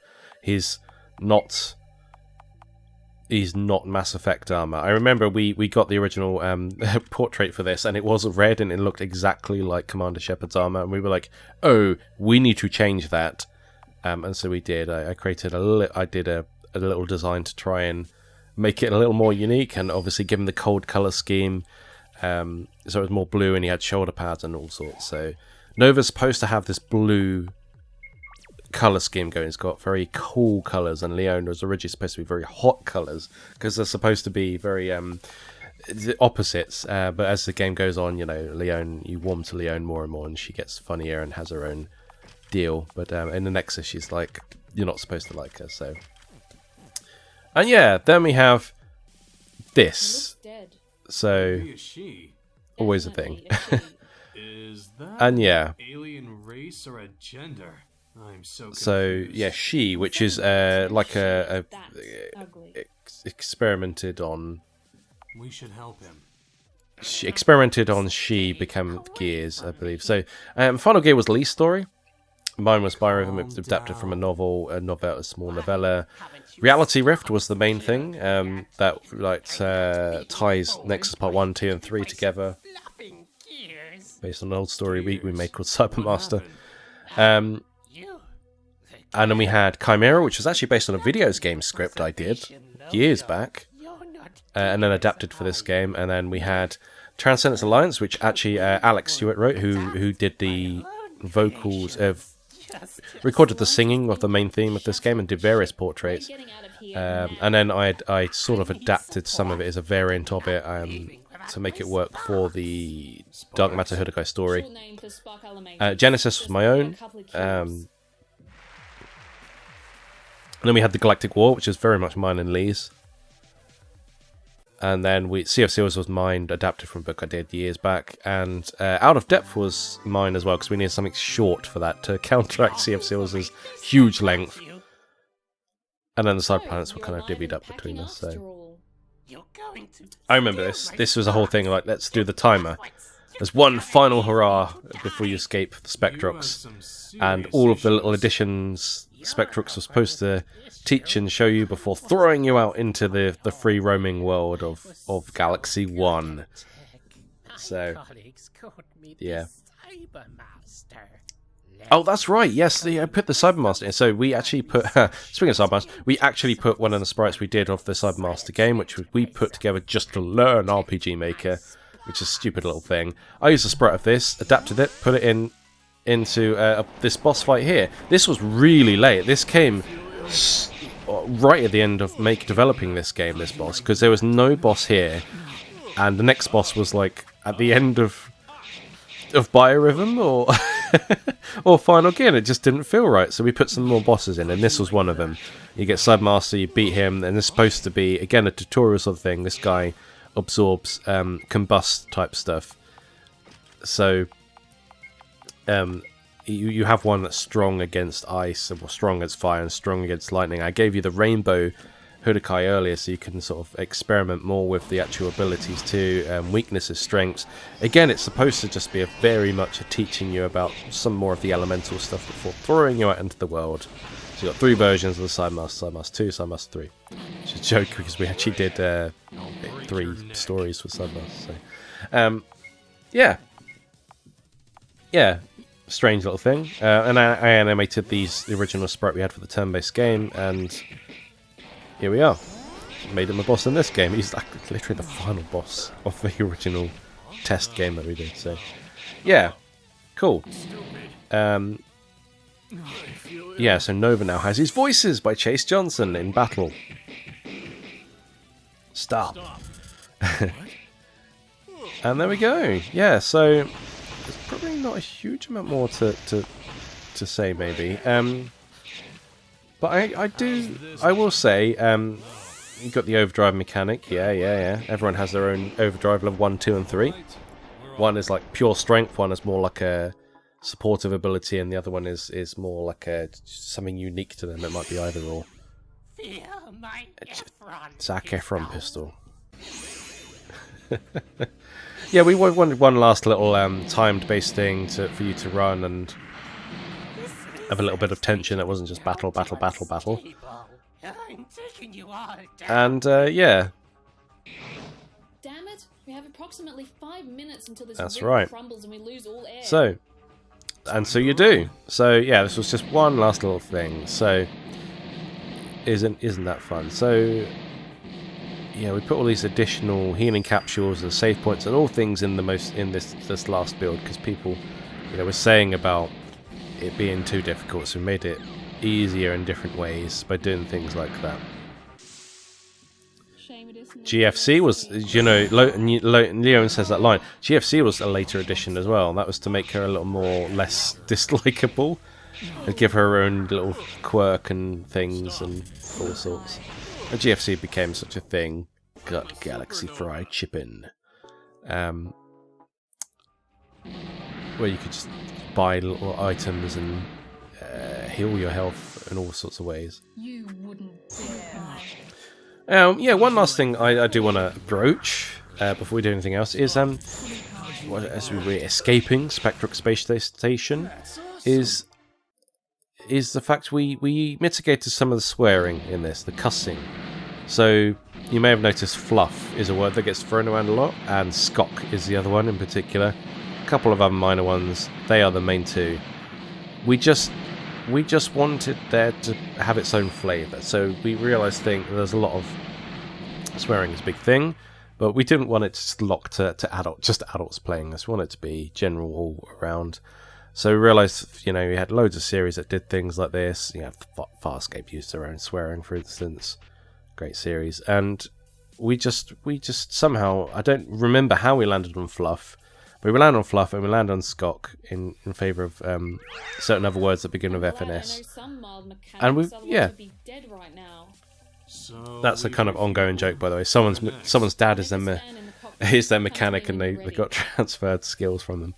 We are at the end of this. Thank you so much for listening to Lee and I ramble on for Nexus Part 1.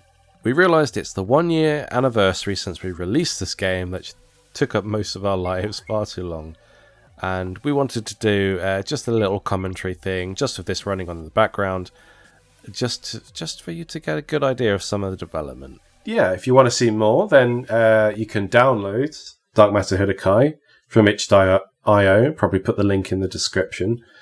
And that's thanks for watching, I guess. Any other thing you want to leave them with, Lee?